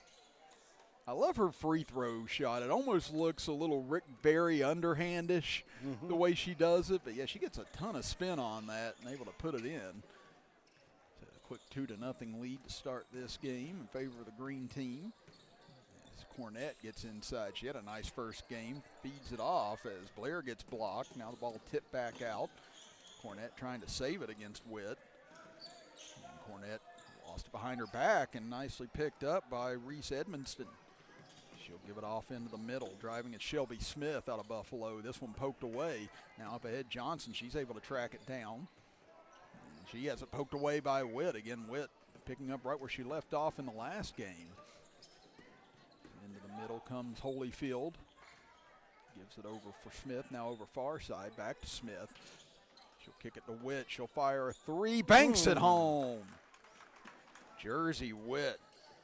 Again, just getting ready to go into 8th grade at Mann Middle School. And she is going to be a terror for a lot of people coming forward.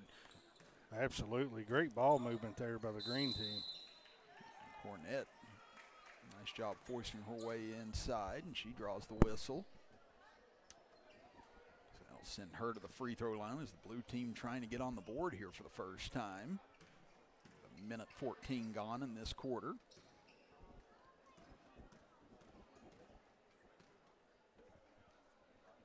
Cornett first free throw up and cleanly through. Again, she was kind of deceptive on us there. At first she had that nice left-handed hook, and then I started to realize, I was like, okay, I think she's lefty. Yeah. Sooner or later, Chris Kidd will figure it out. As Cornett hits both free throws. It's over far side, three on the way. That one too strong from Holyfield as that'll creep out of bounds. They're going to say last touched by the blue team. Smith will inbound. Witt goes up in traffic, able to make that grab. Kicks it over far side. Holyfield thought about the three, instead kicks it back over into the corner. Three on the way. That one just short from Smith. Rebound comes down to the blue team. Now stolen back as Witt spins in the lane. Can't get it to fall on the little scoop shot. As the blue squad will bring it back into the front court here. It's Muncie gives it over to Cornett. She thought about it. Now will take the three, and that one just short. 5-2, favor of the green team as they come back in transition. Holyfield gives it off to Witt. Witt spin move inside. Ran into Cornett once she got there, and we get a whistle and a hold called. So it'll just be out of bounds here for the green team. Smith will go underneath. Tough shot underneath that time, but great job by Easley Waller in order to get that on the glass and get it to fall. Yeah, nice shot there. Macy Johnson goes inside, puts up a floater just short. Rebound ricochets into the corner. Riley Parks able to come up with it. Gets it back out. Muncie long two with her foot on the line. That one no good, and last touch by the blue team. 5 minutes left here. The green team up 7-2. Yeah, the blue team was wanting a deflection called on that last shot, but not going to get it. It's over far side, three on the way. That one just short from Holyfield. Rebound goes into the corner as Edmonston tried to chase it down, but just stepped on the sideline. So now the blue team will get it back, and they need somebody to come back and get the inbounds, as Cornett will come back and retrieve it for Johnson. Cornett trying to force her way in on Edmonston, kicks it back out. Johnson, good head fake. Tries to get in the paint. Good hands by Smith. Looked like she was able to draw the tie up, but instead we're going to get a pushing foul called against the blue team, or against the green team. So Johnson will get it in. Muncie back into the corner. Johnson going to take a long two. That one over the rim, no good. Rebounded on the backside by the green team. Now here comes Witt. 2-on-1 at the moment. Witt bounce pass over far side, trying to give it back, but off the leg of Cornett, into the hands of Smith, though, and she'll bank it home. Green team up 9-2 over the blue team here. 4 minutes remain. Falling under the midway point of this quarter. This is our 7th of 15 games here. We also have a 3-point contest coming up as well here today, so stay with us here on the D&D Sports Network as we're here at the E&A Hoop Dreams Middle School Showcase. They'll inbound it. Blue team trying to find something. Muncie gets it back out to Cornett. Cornett works her way between a double team, flips it up, almost got it to fall, but instead she'll go to the free throw line. Yeah, nice job drawing the foul there. And Cornett knocked down the only 2 points of this quarter so far for the blue team from the free throw line. That one just short.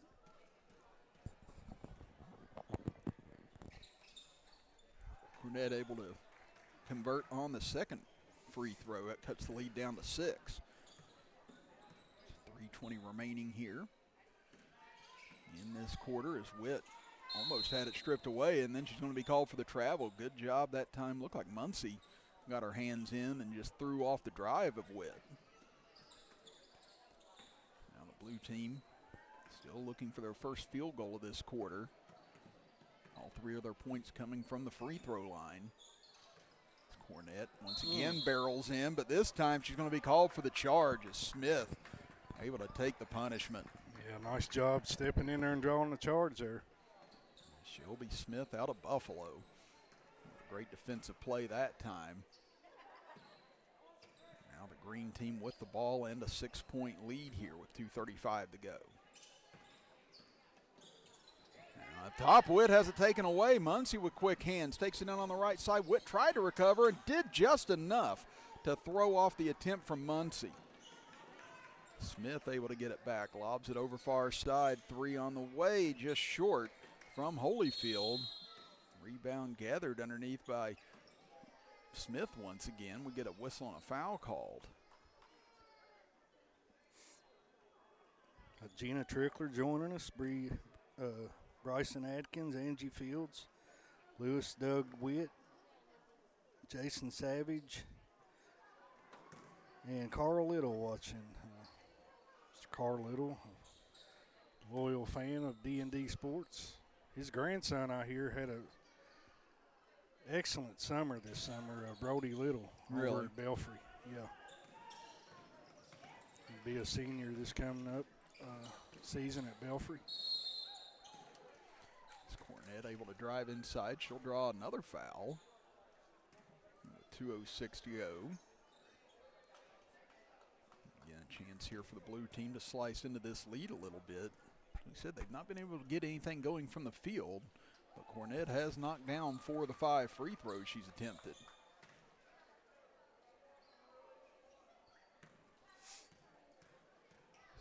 Get this down to a 4-point game here as second free throw off the back iron. Witt had it, but now lost it. Cornett. Oh, and a travel going to be called.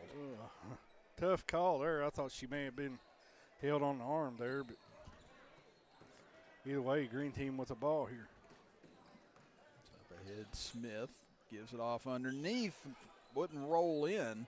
Taken now by Muncie. Here she comes back into the front court. 1:44 left here in the quarter.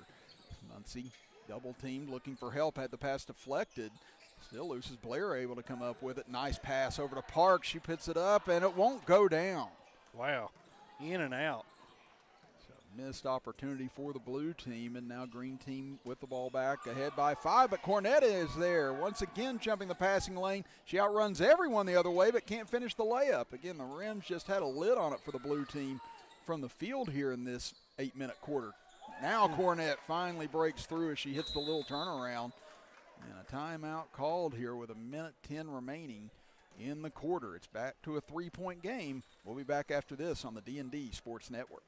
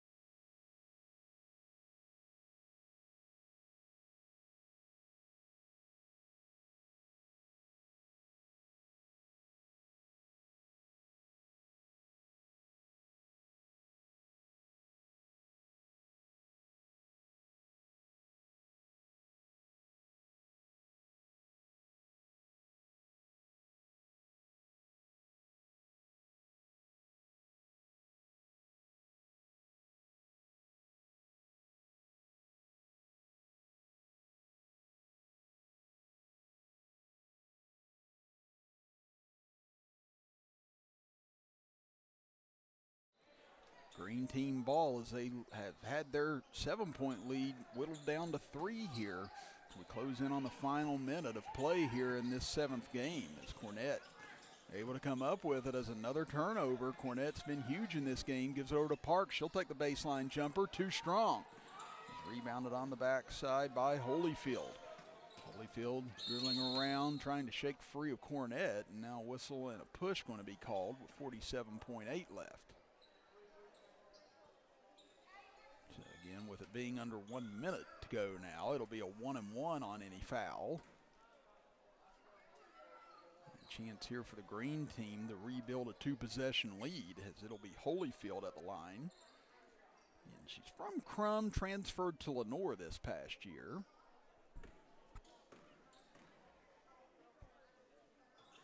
And Holyfield too strong on the free throw, and there's Muncie with the rebound. So again, a chance for the blue team to cut it to 1 or perhaps tie with a 3. Cornette, she'll go for the triple. Rolls off, no good. Rebound taken away underneath. Good job and good footwork there to stay in bounds by Waller as they go up ahead to Edmonston. She'll lay it in. A big shot there. That'll put them up by 5. Again, the blue team was so close to tying it a moment ago. Now the lead, as you said, back to 5 as Blair takes a long 2 from the corner. Won't fall. Rebounded by Cornette, trying to shake free. And boy, she takes a hard spill. It's her and Witt fighting for that loose ball. Looks like they're going to get a foul on the green team here with 12.8 seconds left, as it'll be a 1-and-1 for Cornette. Made a living at the free throw line this game. Yeah, I think this is the most appearances at a line at the free throw line in a game so far for any player. I think it's her 4th trip. And she's 5 of 7 at the line. Trying to get this back to 1 possession again. Second free throw short, however, but rebounded underneath. Can't be put in by Muncie. Blair can't get it. Another chance, and Blair will be fouled with 7.9. Blue team trying to chip away at it here, down by 4. Like I said, they've just been feisty and refused to go away in this game. But the green team's been able to hold them off anytime they've gotten close, and now it's back to a 3-point game. And just 7.9 seconds remaining. See if they try and miss this one on purpose or not. Blair puts it up and gets the friendly bounce off the back iron.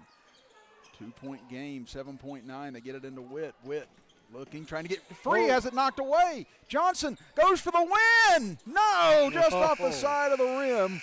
And that will do it. An exciting finish here in this 7th game as the green team survives the blue team. 11-9 to be the winners here today. We'll be back with the purple and red squads in game number 8 after this, as you're watching the E&A Hoopstreams Middle School Showcase on the D&D Sports Network.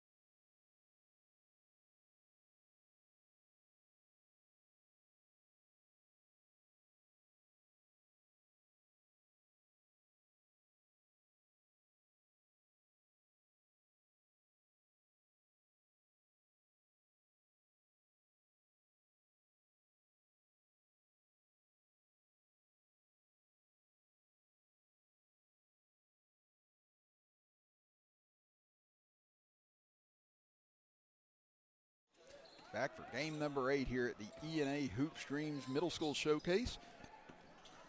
Here from Williamson, West Virginia. Chris Kidd and Tommy Coppage here. As we have the red team against the purple team here in this 8th matchup of 15 today. After these scrimmage games, we'll have a 3-point contest. That's coming up after our 10th game here. Like we said, we just started number 8, so 3-point contest just right around the corner now. Aubrey Smith able to put it up and in off of the miss for the first 2 of this game. Stacy gives it far side. That 3 just off the mark. It's a little too strong from Kinley Martin. Now Smith give it over near side. Plymel looking for help as he had it stripped away, and Farley able to come up with it. Stacy, she threw it into the backcourt, and that'll be an over and back violation. I think she realized it as soon as she left her hand. Yeah, she started turning around talking to, I guess, the coaches or someone nearby almost immediately, and I think she just kind of got lost on where she was at on the court. So, yeah, it happens. I remember playing with a guy that scored on the wrong basket one time. I was like, wow, I never thought I'd actually see that in person. Well, I had the opportunity, but I missed the shot one time. Well, there's thank goodness. that was always the best. When I was just like, you know what, I'm not getting in the game a whole lot. I'm going to score one way or another. Even if it's for the other team, I'm putting the ball in the basket. That was my objective in high school. I was like, if I got in, I was going to pull. They're not sending me out there to run the plays. I'm just here to shoot. Stacy will give it over far side. Now gets it back at the top of the key. A minute and a half gone here in this quarter. She'll go for a 3 off the back of the iron as Smith gets the rebound, has it knocked away. Took a bump there. Yeah, Lydia Smith took a hard bump from Smith as she was able to retrieve that ball, and she'll go to the free throw line. Lydia Smith going into high school at Mann High School this coming fall. Mann lady softball team has had quite a run this softball season, I've been hearing. Yeah, they had an impressive run at states and finished 3rd in the state overall. Again, almost got to the championship game, nearly knocked off Wheeling Central to get to the championship game on that first day of the tournament. Yeah, Mann is number 6 seed, ended up making a lot of noise over in Charleston this past week. That's one of 2. Daryl McCoy says, what middle school does Goodrich girl come from? Bells Goodrich, she's out of Hayes Middle School. So she is a 6th grader out of there going into 7th grade. Oh, she's only a 6th grader. Yep. So she's just going into 7th next year. That's what I said. She's big girl, strong girl. Very good at taking opponents off the dribble, as we saw at Queen of the Court event earlier. Now Smith, she's taken several hard falls here in this second game for her today. Thankfully is okay after the latest bump with Smith. And Smith thought she had an and one a moment ago, but good job taking the charge. That jumper won't fall. Smith attacks the rim, trying to get the rebound back as it's deflected out of bounds. And they'll say it's last touched by the red team. Teresa Barrett said these girls can play ball. Absolutely. Nice inbounds pass quickly over near side, but Aubrey Estep too strong on the release. It's Aubrey Smith banging bodies with Kinley Martin, and now heading to the deck on that is Stacy. They get it over far side. Jumper from the free throw line. Going to be short for Plymel. Kick back out now. We get a whistle and a traveling call against the red team.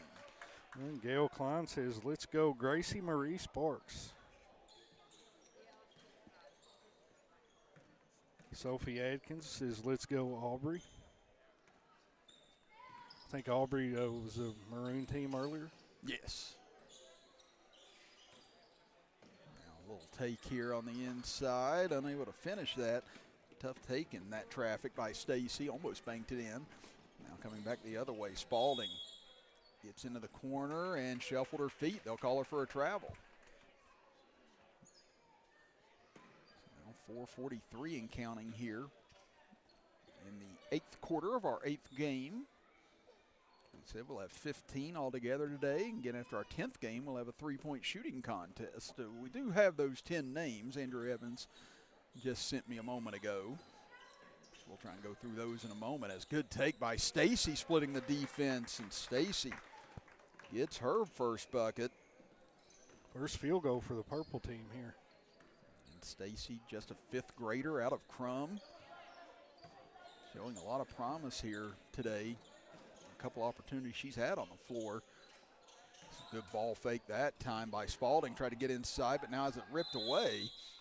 That's a good job by Farley in order to get that, and they quickly call the timeout in order to save the possession. So 4 minutes remaining here in the quarter, and it is a 3-2 lead for the purple squad. We'll be back after this as you're watching the E&A Hoop Streams Middle School Showcase on the D&D Sports Network.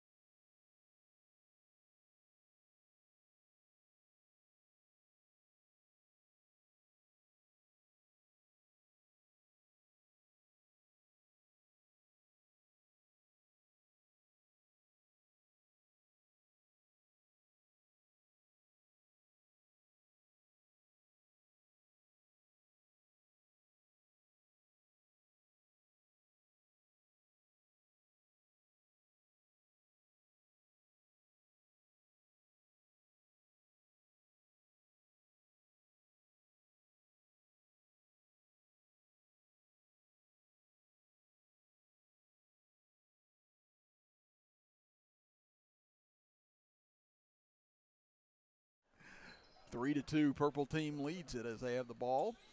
After saving the possession a moment ago, Stacy on the three. That one off to the left.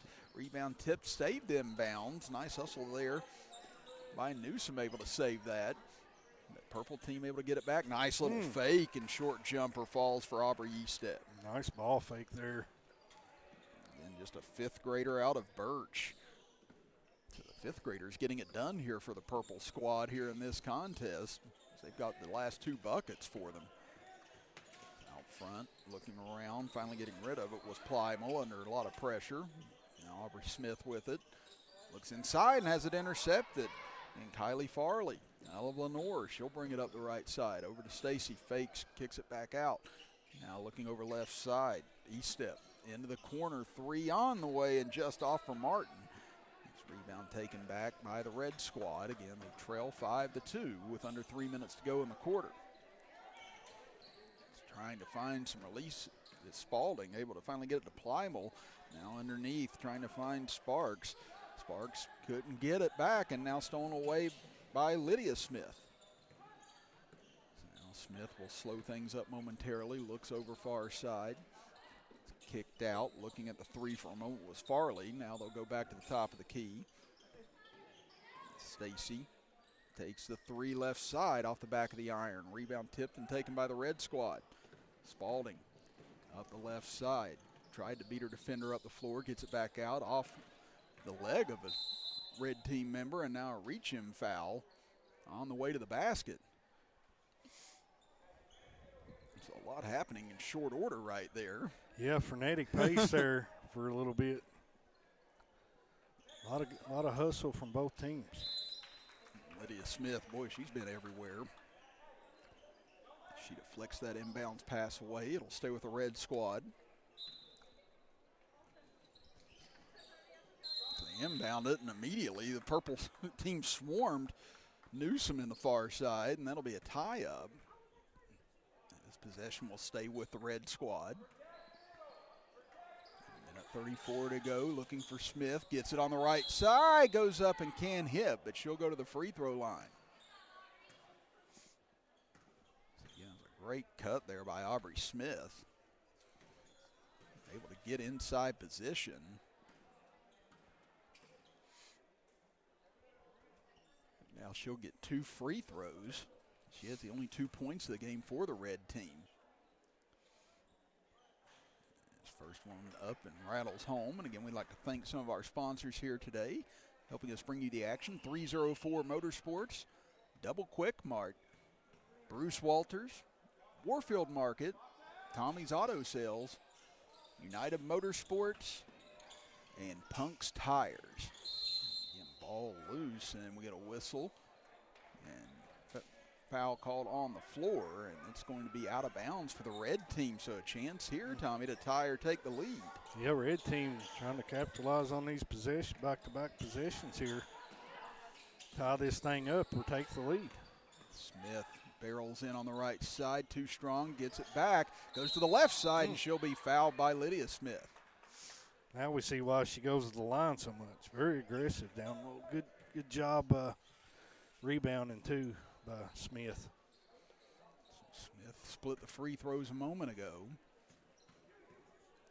Now needs 2 to try and tie the game. This one's going to be short. Still an opportunity to try and cut it to 1 here.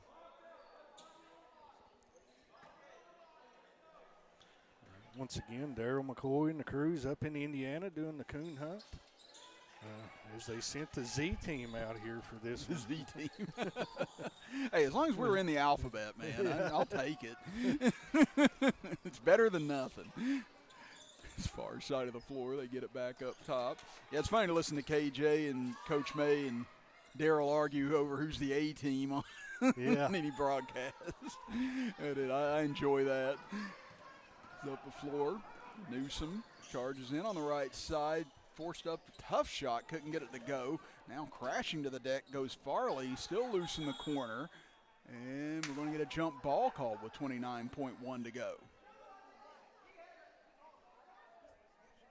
I'll tell you what, our two what we used to call it in quarterback, all-time quarterback, our 2 all-time coaches down here. So they've definitely been fired up back and forth with whichever team they've been coaching today. Yeah. Want to salute those guys for dedicating their time to do this evening. Well, they'll burn a timeout here with 29.1 seconds left. We'll be back for the conclusion of the 8th game right after this as you're watching the E&A Hoop Dreams Middle School Showcase on the D&D Sports Network.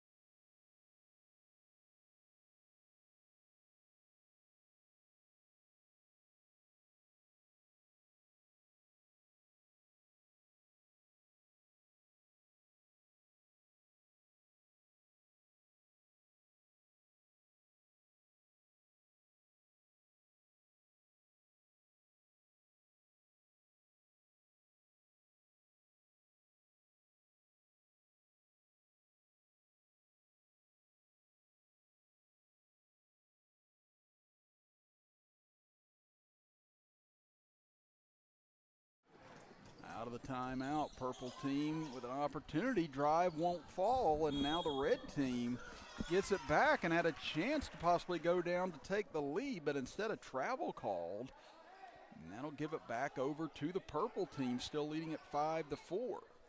And Daryl says, where's the Hayes feed into? I'm not sure. Me and Chris Kidd discussed that, and neither one of us could locate on the map where Hayes Middle School was. So yeah, that's what we talked about during the break. I said Daryl gets disappointed with me every time because I don't know where anything is. I was like, I am the wrong person to ask for directions. Inside, Lydia Smith kicks it over, and it goes off the hands of the purple squad, and that'll give the red team now a chance to go down and possibly steal this game. 5-4, 12 seconds left. Spalding in trouble in the backcourt, needing help. 7 seconds, able to get it up ahead to Newsom. Here she comes driving. Smith is open on the far side, and a double dribble called as Smith upset and slams the ball off the ground as they had a wide open layup to take the lead, but a travel called just in front of it. And now foul given with 1.5 seconds to go as Kinley Martin will go to the other end to shoot a 1-and-1. And the purple team looking like they may survive here in this 8th game to pick up their first win today. Crystal Milliam Gum says, "Get it, girlies." And if anybody in the comment section knows where Hayes Middle School, after they graduate there, which high school they go to, let us know in the comments. Now at the free throw line for the 1-and-1 is Martin. Again, just 1.5 seconds to go. As free throw misses, ball tipped out of bounds, and we finally hear the buzzer sound, and that will do it for this 8th game here today, with the purple team knocking off the red team 5-4. We'll be back for our 9th game right after this break on the D&D Sports Network.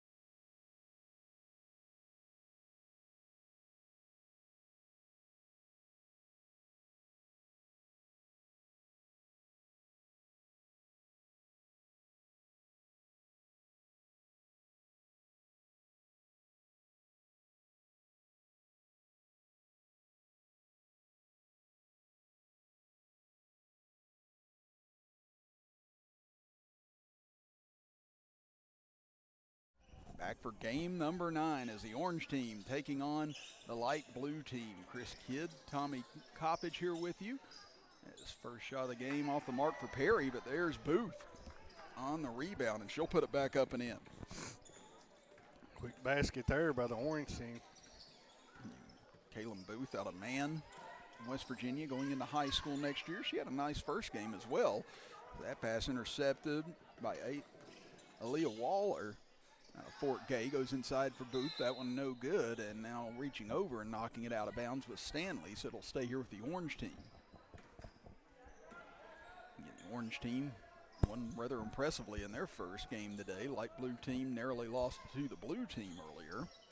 They go inside to Booth. That one a little too strong as the light blue team comes away with it. Long pass up ahead, and there's Booth with the interception. Looks up ahead. Perry underneath, fakes, goes to the left hand. That one off the back of the iron. Gotten back and put back up and in. Nice outlet pass there. Now quick 4-0 lead here for the orange team. Just trying to tell who might be the superior team out of all of these so far. Again, the orange team might have looked the best thus far that we've seen. The black team was pretty impressive. Yeah. I think we've only seen them once. So. Yeah, I think they'll be in the final game, so it means that Colgrove, who's on the floor for the orange team, she'll be back out right after this, just like Witt has been. Both the green team and Now here's Colgrove with a 4-on-1. She'll take the right-handed floater, no good, but there's Booth on the boards again. Can't get it. Goes to the ground now looking for help. This ball being fought for is nothing but a rugby scrum under there, and we're going to get a tie-up called. As there you get a good look at Molly Colgrove out of Lenore. As we talked about earlier, again, just a ton of records she set at Lenore Middle School, coming back from Belfry, Kentucky after a couple of years, played some high school ball in Kentucky, and now back in West Virginia. If you're in 8th grade, you have to play middle school, and she just absolutely lit the middle school records on fire this past winter. As inside Butcher able to get to the basket out of Beth Haven. Nice cut to the basket there. So first two of the game for the light blue team, 4-2 now in favor of the orange. It's Colgrove. Kicks it over, Addie Perry. Nice look inside over on the far side and laid up and in. An easy two that time for Waller. This one deflected out of bounds. Again, Perry, she's just been a nuisance on defense for whoever's had the ball in their hands. Waller there with that last bucket for the orange team. Under 5 minutes to go here in this 9th game of the day, as Stanley has it picked away, and now Colgrove got her jersey grabbed from behind that time. Again, if we were in NBA, that'd be a clear path foul. One shot in the ball. But here, just a common everyday foul. And the reigning champs went down last night in the NBA. Spurs have made it to the Western Conference Finals in Wemby's second year. How about that? That was impressive watching that team. Again, you see how young they are and just how skilled they are. I mean, they're fun to watch. That's why it's going to be hard rooting for somebody in the finals. I kind of like both stories. Oh, I'm definitely rooting for the Spurs. It is. I said both of those stories are really nice. I said if Thunder would have got in there, it would have been a little bit easier who you want to root for and against. But I said this way, I said I think you're going to see some good basketball in the finals. I think it's going to be a stellar final. Colgrove jumper from the corner too strong. The other Knicks picked up, they've improved ever since they picked up Jalen Brunson there. Yeah, and that's one of the more underrated stories sometimes, I think, in the NBA, again, with his size. And a lot of people said he couldn't lead a team like this in that type of situation, but he's proved everybody wrong. And Callie Jude, 5th grader out of Birch, able to get that one to roll home. 6-2 lead now for the orange team, and a turnover on the light blue squad. Colgrove will take the inbound here. Able to get by the first defender. Now drives in on McCoy. Stopped by Stanley, but a whistle and a foul going to be called on Stanley. So Colgrove will go to the free throw line. And she'll be in that three-point shooting contest coming up after our next game. His first free throw off the mark. And again, we'd just like to thank some of our sponsors here today for helping us bring you the coverage of the E&A Hoops Dreams Middle School Showcase. Again, Tug Valley Wellness Clinic, Diamond Flagging Company, Three Guys Pizza and Brew, Williamson Pharmacy, Crace Solid Rock, Craig Dameron Furniture, Starter Sports Bar and Grill, City Auto Care, Pink Elephant Pawn Shop, and Giovanni's Pizza.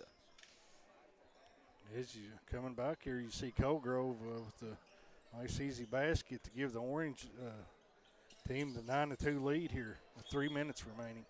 Yeah, they've gone on a little 5-0 spurt here. Help create some distance between the two. Light blue team was hanging tight for a little bit, but now under a lot of pressure from this orange squad, as Stanley almost lost the dribble that time, able to get it back. Feeds it inside. Nice take on the left side, but that one won't fall for Lester. Just saw a light come back on right as that shot was fired by Lester. Now Colgrove has it knocked away from behind. Butcher gets it and gets her knees taken out from under by Perry as they both went for the loose ball. So that'll keep it with the light blue team. 2:28 and counting here in this contest. 9-2. The orange team leading the light blue team. Stanley will take the inbound just across midcourt. Now over to Butcher.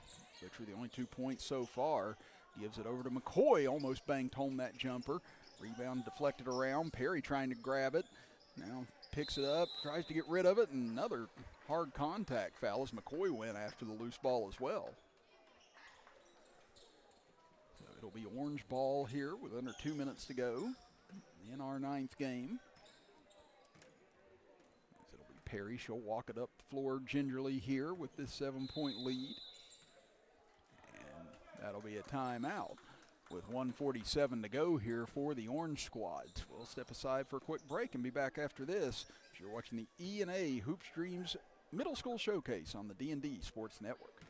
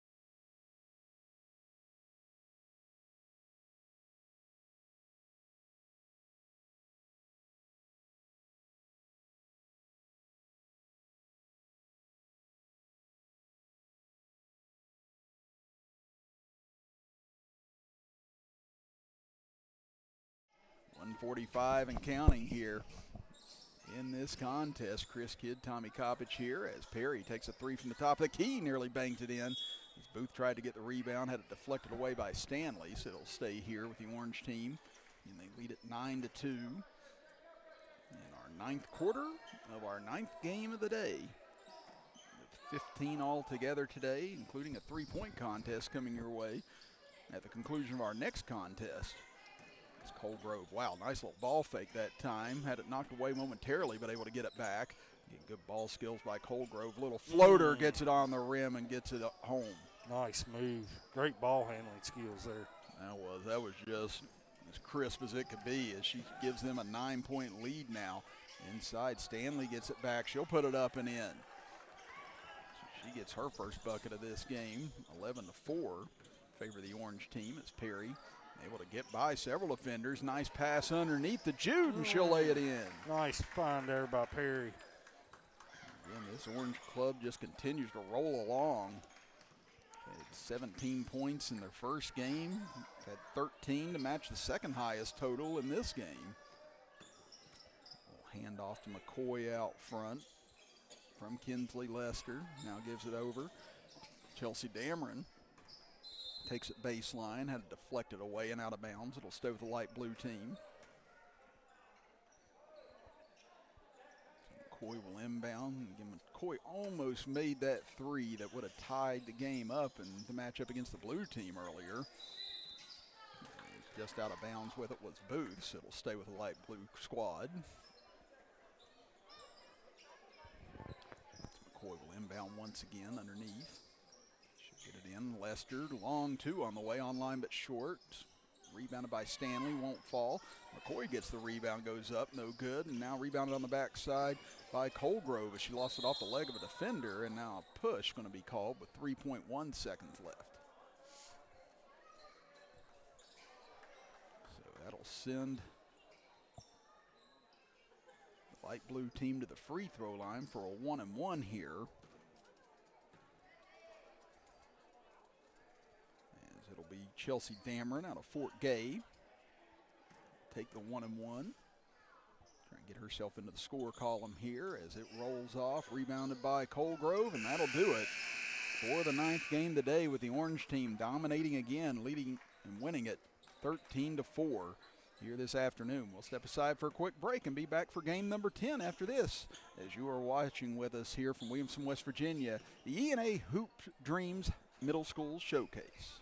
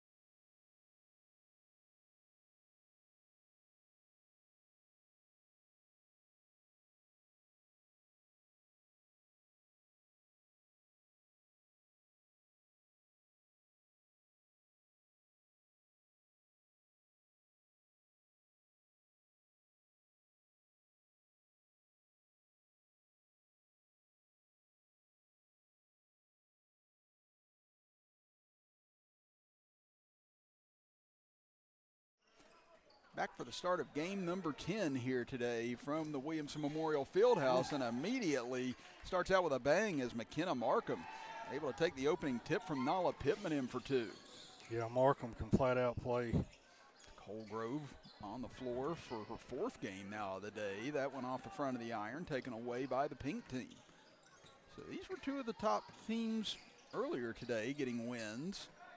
And I'd say you'll probably see whoever wins this game maybe try and take on the orange team in the last set of games, as Markham's 3 a little short. Long rebound. That thing just skipped over top of everybody and got all the way to Sophia Herrick as she'll take the jumper now. That one off the mark. It's rebounded in the corner. Good job there by Danica Blankenship to chase it down, and now travel going to be called on Gibson. I got drug her feet just a little bit, checking the comment section out. Sarah Murphy says, "Let's go, Kaylin Booth." So Kaylin Booth got some cheerleaders in the comments. Appreciate you tuning in. Yeah, like we said, thank you guys for being with us here on this Sunday afternoon. We've been with you since about 2 o'clock today when they started this E&A Hoop Dreams Middle School Showcase. Again, went back to yesterday with the boys taking center stage, and now the girls taking center stage here on this Sunday. On the left side, nice little crossover there by Hundy. She'll kick it back out. Colgrove takes a deep 3. That one off to the left. Rebound comes down to Markham. Markham will bring it up the right side. It's her and Colgrove will both be in that 3-point shooting contest coming up at the conclusion of this game. Markham, great crossover, got to the corner but couldn't hit. Now here comes Colgrove up the right side.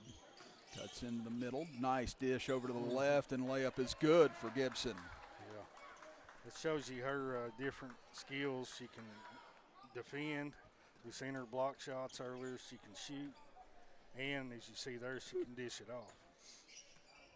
2-2 now here. 2 minutes gone here in this quarter as Pittman turnaround no good, got it back, and she'll draw the foul. A nice spin move there on the block. Nala Pittman will go back to the free throw line, and she was a huge part of Pink Team's earlier win today. And she had a late jumper that helped seal that victory, and she'll knock down the free throw. So that'll give the Pink Team their first lead here at 3-2.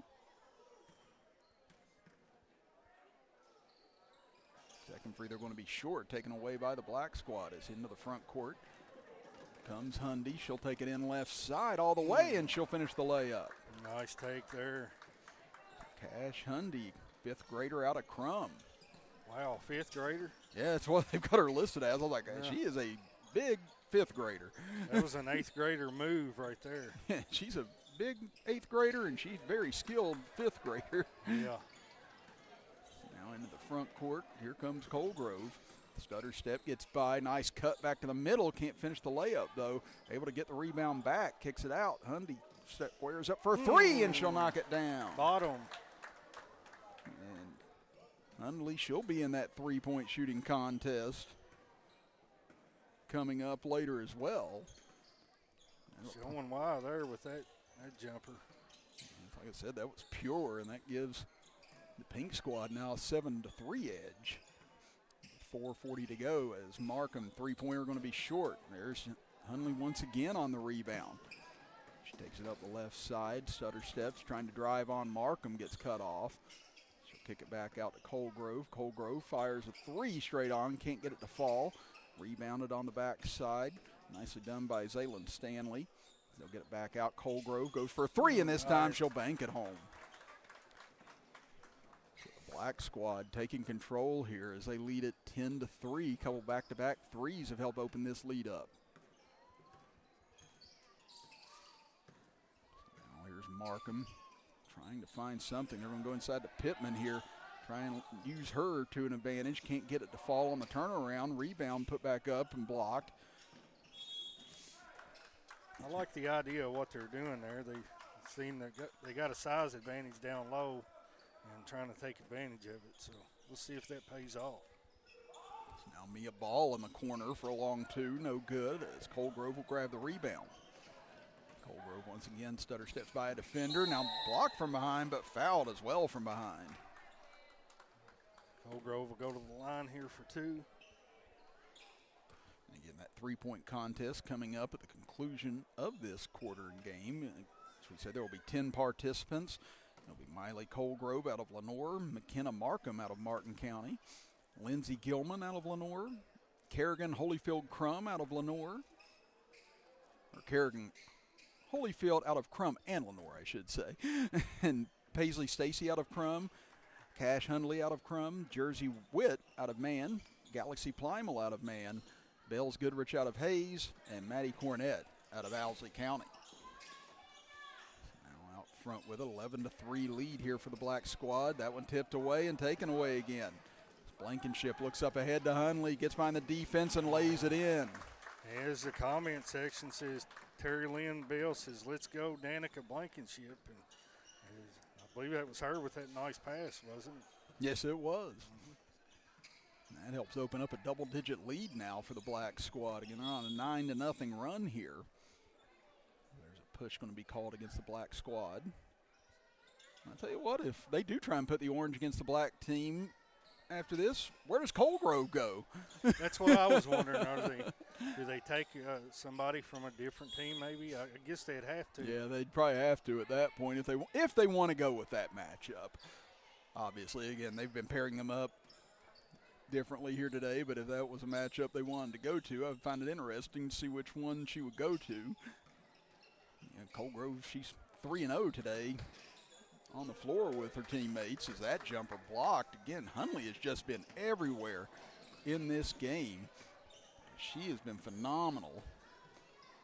13-3 lead, closing on 2 minutes to go, and there's a hard foul taken by Markham. It's Colgrove walloped her over in the corner, and that'll send Markham to the free throw line. Yeah, I don't think it's really matters who wins or loses. It's just about these young ladies getting some work in and more competition and getting to play with different players and things of that nature. Let's be honest, they just wanted to be on D&D Sports today. 100%. It's the only reason they had this day. They knew we were coming, Tommy. They knew the Z team would be here. Yeah. Is Markham able to get one of 2? 13-4 lead here for the black squad against the pink team here. As Colgrove into the lane, little pull-up jumper won't fall as ball grabs the rebound on the backside. Ball into the front court. Hundley there again, able to reach in and tie her up. Again, Hundley, she's definitely been the MVP of this game for the black squad. As we said, out of Crum, just going into 6th grade next year.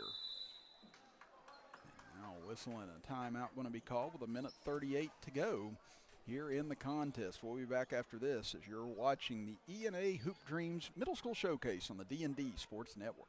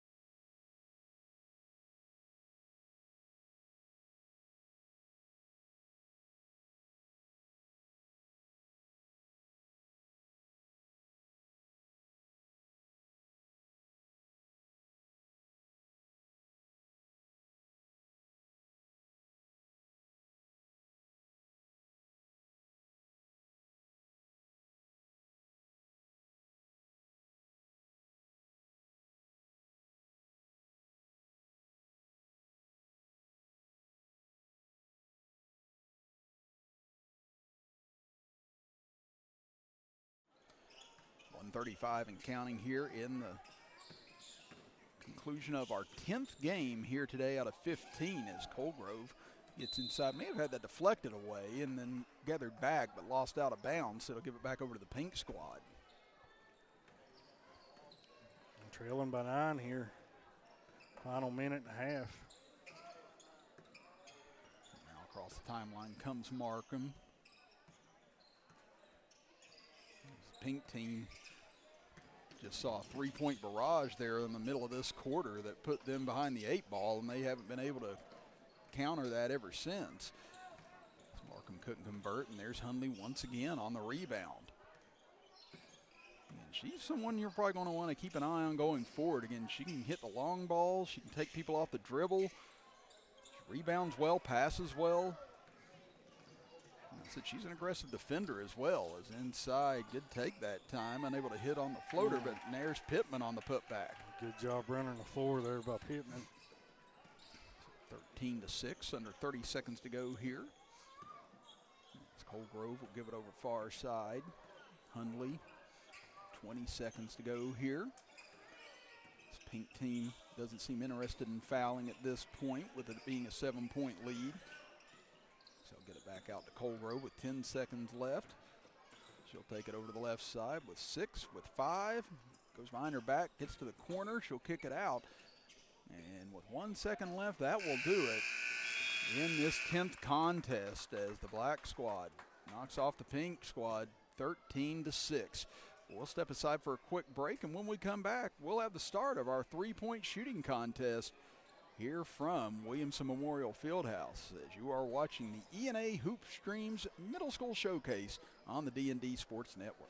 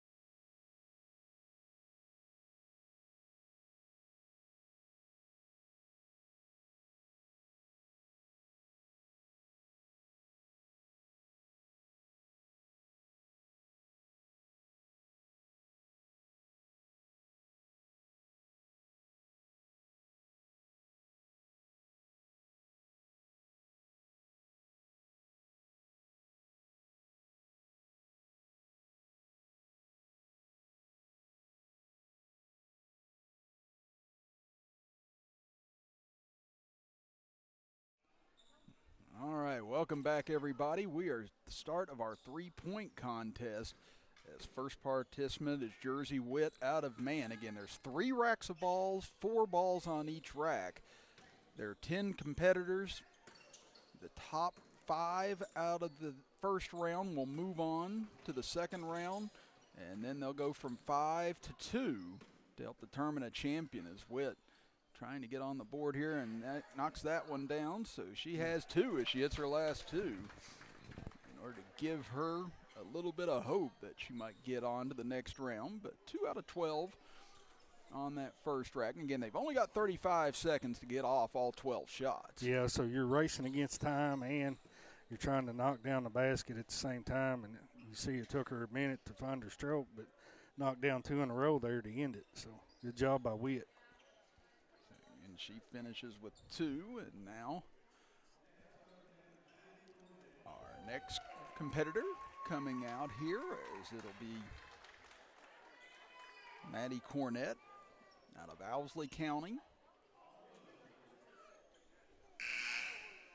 Horn sounds and Cornett, again, 35 seconds to get these off. And there's her first. Again, we saw her knock down a couple earlier today in her game, so I said she's big, she's got a good handle, and she's got a good stroke, and she can shoot from distance as well. Yeah, she's got a good-looking shot. We saw her shooting free throws earlier, a bunch of them.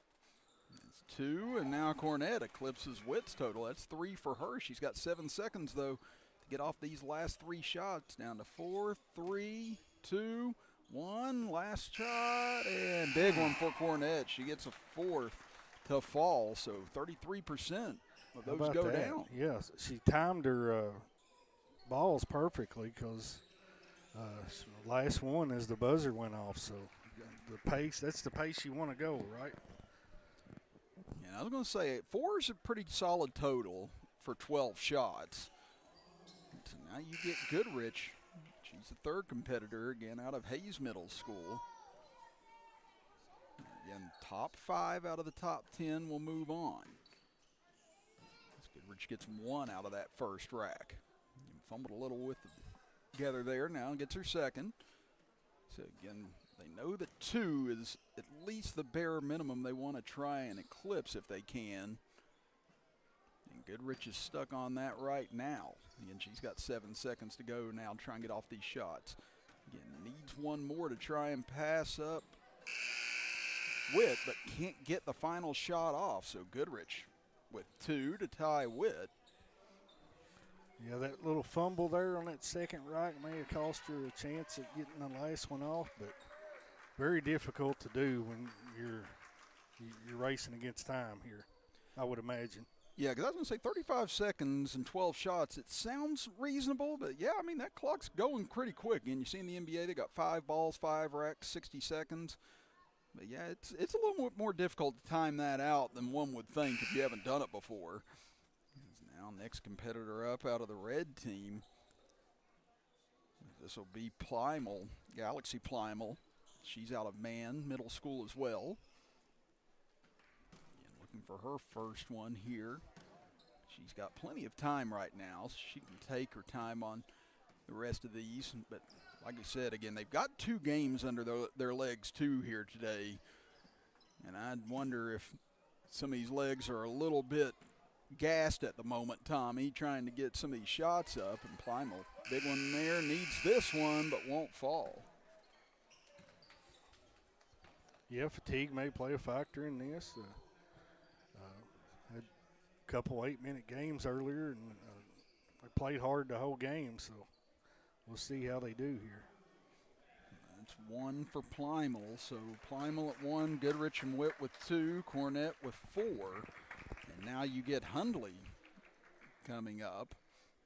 And whatever Hundley scores will set the mark for what needs to be beat by the last 5 shooters. And she had a phenomenal game a moment ago for the black squad. Knocked down a 3 in that game from about that spot. All 4 of them, though, just wouldn't fall for her there. Again, all 4 looked good, just none of them fell. Top of the key there's the first one. Again, Hundley, just a 5th grader out of Crum. Again, has 1 going to the final rack here. There's her second. She gets one more. That gives her a nice cushion, and that was a big one for Hundley. So she'll finish with 3. Good-looking shot for a 5th grader. How about that? I did. I think back to me at that age. I'm like, all these girls, they would have smoked you. Oh, they would have destroyed you. Without a doubt. I mean, ankles broken, laundry everywhere. It's just awful. Now you get Paisley Stacy out of Crum. Got a lot of fans here, sounds like. Yeah, I was going to say, she got a nice little ovation coming out.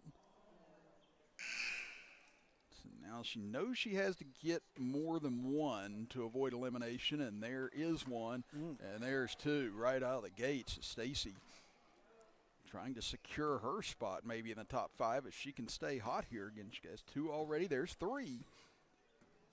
That ties for the lead. 1 more would definitely assure that Stacy gets into the final 5. Right now, she's virtually into the top 5. She just needs 1 more to get below 4, but she's looking for the lead here. Last shot. Oh, on line, but just short, but Stacy did her job, and she picks up 4 to tie Cornett for the lead right now. And again, that eliminates Plymel, who had 1. Now from the green team, Kerrigan Holyfield, again out of Crum, transferred to Lenore. Again, she needs at least 2 to stay alive for now.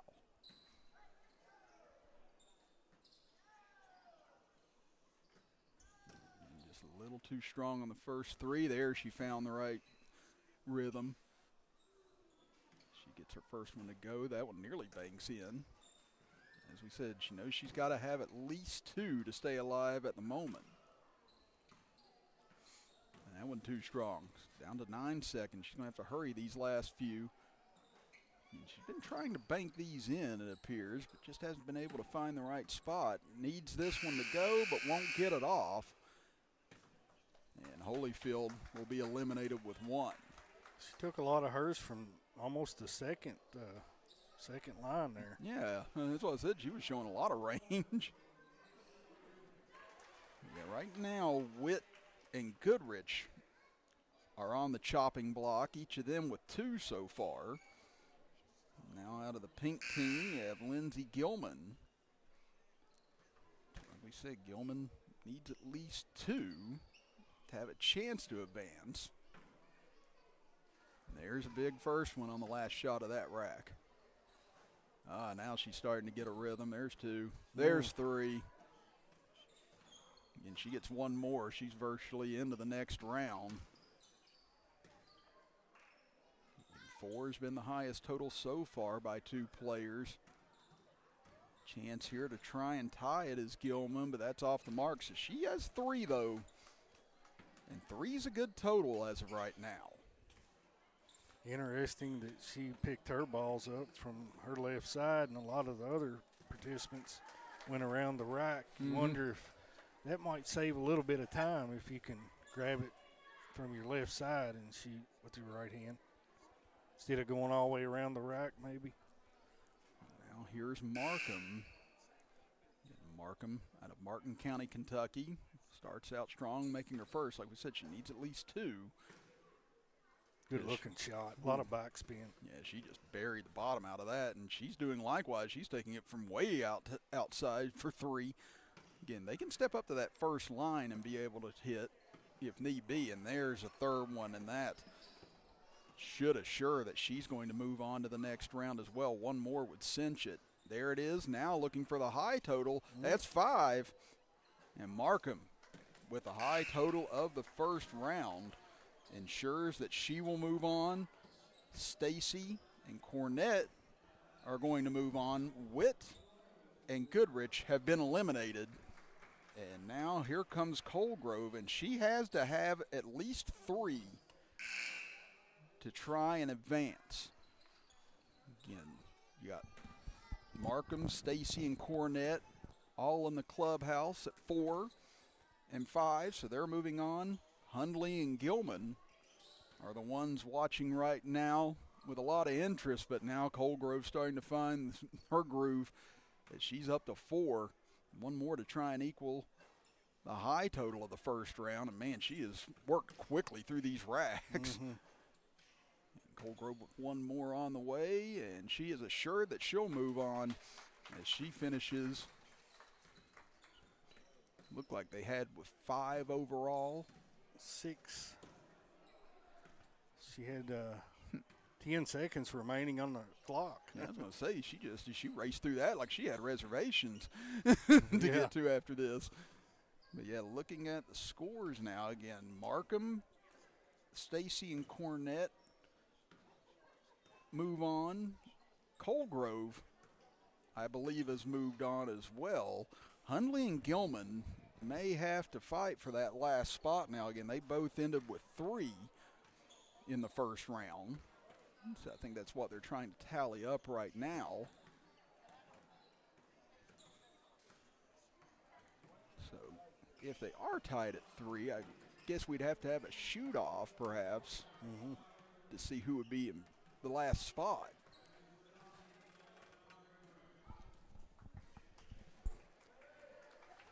Now they're going to start the second round, so maybe they're just going to have them all move on, or maybe I just can't count one or the other. But Stacy, she did have 4 in the first round, and she has a chance to set the mark early on here in the second round. Again, the top 2 now advance into the finals. She gets 2 off that first rack.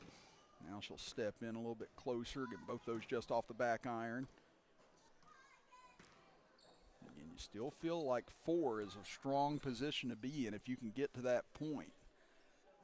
Stacy has 2 so far, has 2 shots remaining. There's a third one. 4. Last one at the horn. Oh, just off the front of the iron, but Stacy with a big rally on that last rack, getting to 4. Yeah, 4 seems like a good number to assure you a spot of moving forward, right? Yeah, 4 is going to be tough to reach, but now Gilman, she advances and she starts out hot, gets the first to go. And again, that's one of the advantages of going early. If you have a hot start, you can put a lot of pressure on those shooters behind you, and Gilman bearing 3 of 4 on that first rack. And needs one more to tie Stacy. Top rack unkind to her. Now over to the left side, 10 seconds left. She equals Stacy. Almost on that one, a chance to surpass, and she does surpass Stacy with a 5th 3-pointer at the horn. So they had her with 7 on that, so maybe one of these balls is actually a money ball. That could be the case. Yeah, now that you mention it, that last ball they may be counting as a money ball. Because Colgrove had 6, I believe, on that when she went. So she would have had to have gotten a money ball somewhere, correct? Yeah, because I was like you. I was like, why did that jump so much? But yeah, that's 7 overall then for Gilman with a couple of money balls in there. I believe that's the high score for the day, I believe.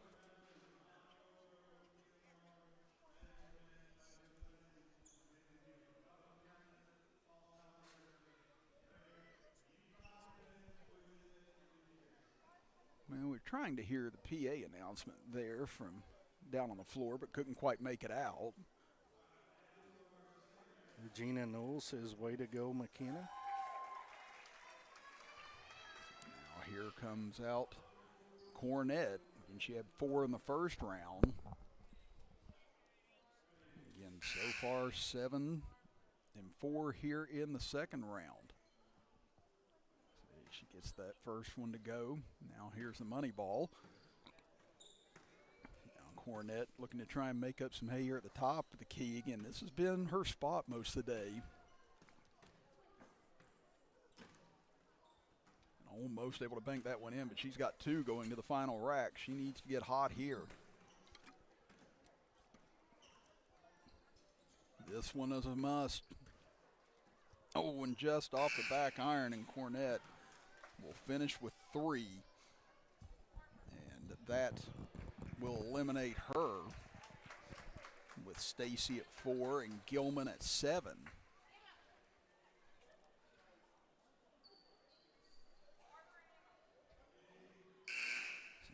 There's Stacy coming out. And again, Stacy may have won the shoot-off a moment ago there. It's like I said, it's hard for us to hear down at the floor level as to what they're announcing. We're just trying to keep as much track of things as we can from where we're at up here in the Crow's Nest. Stacy with one. Really needs this money ball right here, and that one off to the left. So now this final rack, huge. She's going to have to pile up some points here. Like we said, this is a difficult competition to be a part of, and she ended up hitting two big shots right there at the end to get her to 4. Yeah, big shot there on that good last rack there for Stacy. Yeah, money ball was massive. She had to have that.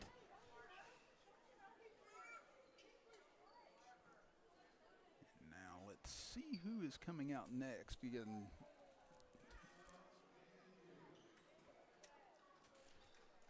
So it'll be Gilman again. And like I said, this is the third time that Gilman and Stacy have both shot. Again, Markham and Colegrove haven't gone their second time yet. And Gilman had 7 in her last time through. Just can't find one here so far. Again, this time through a little bit tougher. Again, she's been all around the rim on this, but now she's having trouble getting through it because she's laughing too hard. Gets off her last shot, no. And Gilman. But she had fun either way. Yeah, I was going to say she took the goose egg with pride. Yeah. All the way back. And now that'll bring up Markham. As Markham made 5 out of 12 her first time through. And perhaps her and Colegrove could end up having a nice little runoff here with Hunley down the stretch. Again, Hunley also hasn't gone a second time. As final ball on this rack, and there's a big money ball. So that'll give her 2 heading to the top of the key now. Markham swished it so well, she actually lodged the net up there, and that can be a distraction while you're trying to shoot. Yeah. There she fixes it with her third shot. There's 4. 2 big shots coming here, and now a money ball. And Markham just short, so she'll finish with 4 her second time through. So now here comes Colegrove, who had a good time, first time through, ended up with 6 points. So again, 15's the highest you can get. Colegrove, hot start with 2 out of 2. Can't get the last 2. Now top of the rack again, Colegrove heating up as this day continues to go along. 5. And Wow. a clean rack, the first clean rack we've had out of any of the 10 girls. So she's up to 7 now, trying to post the high total of this round, and she will with 8. Very nice round there for Colegrove. Very strong right there from Colegrove.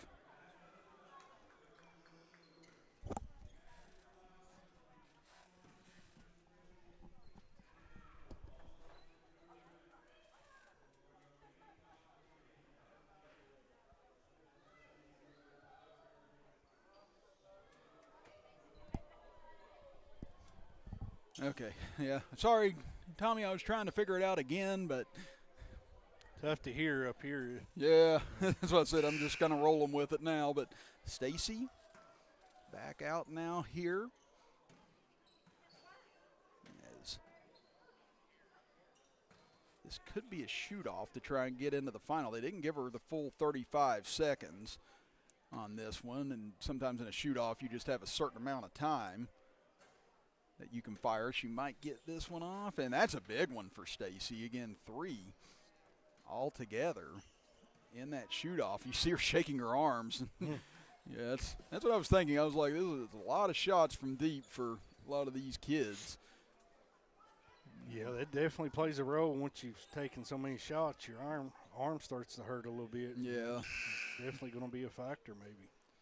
Well, now 3 is the total to beat here for Markham to try and get into the finals against Colegrove.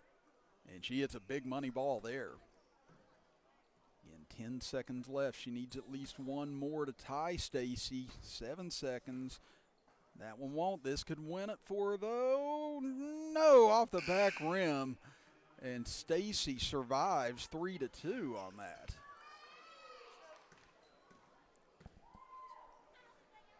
Now coming back out here, representing the blue team,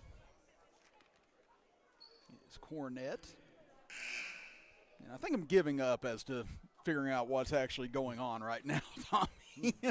Again, I thought Cornett had been eliminated with her second round, but like I said, I think maybe the scoring that I was doing and they had going was maybe a little bit different.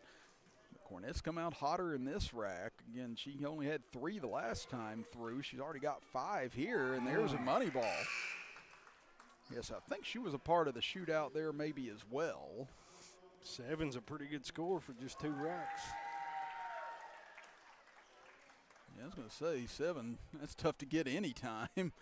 But it looks like Cornett may have moved on now. And now this is potentially the final here, as it'll be Colegrove to go first. Cornett will be on deck. And Colegrove gets 1 out of 4 on the first rack. Now this is where she heated up at a moment ago, hit all 4 of them in a row. So I'm going to roll out, big 2-point money ball right there. Again, 10 seconds left. She's got plenty of time here. Big money ball on the way, rattles out, and that leaves the door open here. So she hit 2 of the money balls out of the 3 racks. Give her 4. So again, 4, as we said, though, is a good score. With the limited shots you have, as opposed to the pros on this, but now. Especially this late in the competition, you know. Again, who has legs left? You're right. Cornett, she has to beat 4 in order to win the championship. And she had a great 2 racks a moment ago. Can she find it again? Big money ball right there.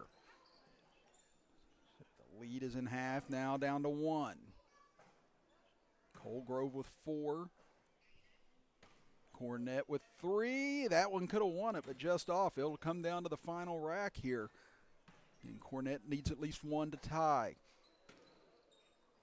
This is for it all right here for the win. No, just off the front of the rim. And Colegrove survives 4-3 in the final. So 4 was enough there. Whew. I tell you what, that's a big sigh of relief down there. Again, it's hard whenever you have no control over what's about to happen. And Colegrove gave a nice little giddy jump after that. She'll win her 3-point champion trophy.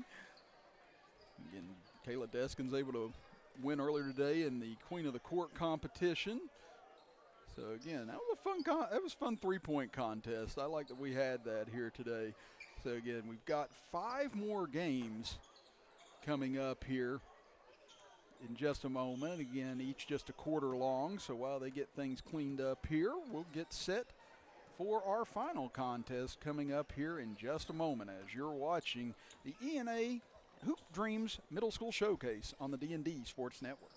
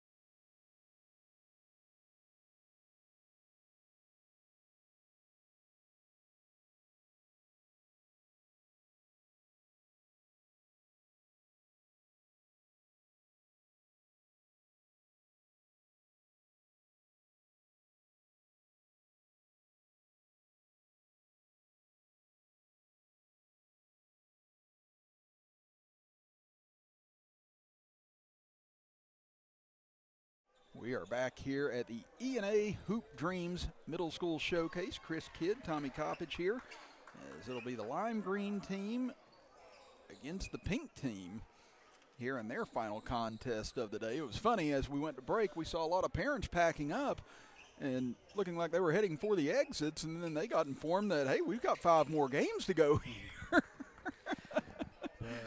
I believe we may have lost some of the players. Yeah, it looks like some said we're good. We've had enough. Yeah, some of the parents were like, are you kidding me? Hey, basketball doesn't stop for anybody, man. But again, they did shorten the quarters to 5-minute quarters now with a running clock. And yeah, it's been a long day for the girls. Again, they started at 2 o'clock today, and it's been kind of nonstop for the last 4 hours now. It's 3-pointer straight on. That one won't fall for Markham. Put back by Pittman, no. Rebound tipped around, falls into the hands of Gilman, and she'll lay it in. Good job by Gilman there on the boards. They'll get the pink team out to a quick 2-0 lead. Again, both these teams 1-1 in their earlier games. Is at 3, just off the mark from Deskins. And Callie Deskins out of Lenore. She was our Queen of the Court winner earlier today. So give it over left side. Markham thought about it instead. Goes over to Gilman for 3. Ooh, just off the mark. His rebound, couldn't be secured, as Deskins and Meade both thought the other might have had it. Kind of surprised to see that Deskins wasn't in the three-point contest. Yeah, I was too. I figured she'd be one of the ones that was in there with the way that she shot earlier today. Now over far side. Looking in the middle now for Pittman. And they're going to call her for a travel. 3.5 minutes left. 2-0, the pink team. So again, this is more of a quick fire drill now, more than just a setup quarter. I said you only got 5 minutes to try and make a difference, so you got to come out with as much energy as you can in a short time span. As that one stolen cross court, drive in, Sophie Hendrick can't get it to go, as that one tipped around and Markham able to get it back, and she'll lay it in. So the pink team with a 4-0 lead now. 2:52 to go here in the quarter. Kaylin Thompson gets it out front. Deskins will swing it over. Now over left side. Long 2 on the way. Almost banked in. Rebound tip. Deskins gets it. Shovels it over for Thompson. Thompson back out. Deskins fires a 3. That one on line, but just too strong. Now here comes Markham back with it. Tough pass cross court, and it gets through everyone. Yeah, I had the right idea. Just a little bit too much mustard on that one, right? I said too much mustard on that hot dog. Lime green team looking for a bucket here. They trail at 4-0. It's Thompson. Swings across court. Back out top for Deskins. Into the middle now. Trying to turn with it as Bayston gets it inside. Turnaround by Meade won't fall. Now in the backcourt, ball tipped and stolen away by Deskins as they kick it inside. Meade, she'll be fouled from behind. 1:50 to go, and that'll put her at the free throw line.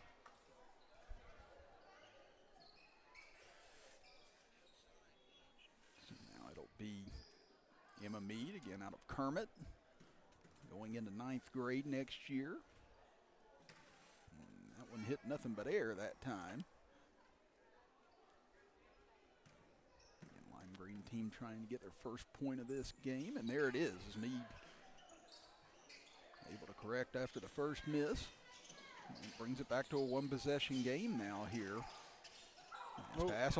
Knocked away in the backcourt as that one went off of Markham's face. Somehow ricocheted right back to the pink team. Markham will get it back. She'll look for a deep 3. This one no good. Rebound taken away underneath by Meade as she clears out. 1.5 to go now. As inside, ball knocked away, taken by Gilman. She'll get it up ahead to Markham. Markham runs into a wall of lime green and has to bring it back out. So get it out to the top of the key here. 1:15 to go. Far side, Gilman looking for a dagger. That one won't go. Rebound taken away by Thompson. Still 4-1 here as we close in on the final minute. Deskin, she'll try the three. That one's going to be too strong and out of bounds. So that'll give it back to the pink team with under a minute to go now. Gilman will get it into Markham. Still plenty of time here. If you're the lime green team, you don't necessarily have to foul right away here. But Markham's going to take the three instead. That one's short and out of bounds off of the pink team. So 30 seconds to go now and counting, and the lime green team needing a three to try and tie it. The pink squad will give pressure in the backcourt. Thompson up ahead to Castorf. Back out to Baisden. Top of the key, Deskins. Markham gambled on a steal. Now a chance here. As Thompson cut off, tries to feed it inside with 10 seconds left. Back to Thompson. They've got to get off a three now on this possession. Baisden gets a good look for it. Too strong. Rebound ripped around and tied up with 0.7 of a second left. And that'll do it, won't it? Yeah, they just go ahead and called it right there in favor of the pink team as they win it 4-1 in game number 11 today. We'll step aside and be back for game number 12 right after this as you're watching the ENA Hoops Dreams Middle School Showcase on the D&D Sports Network.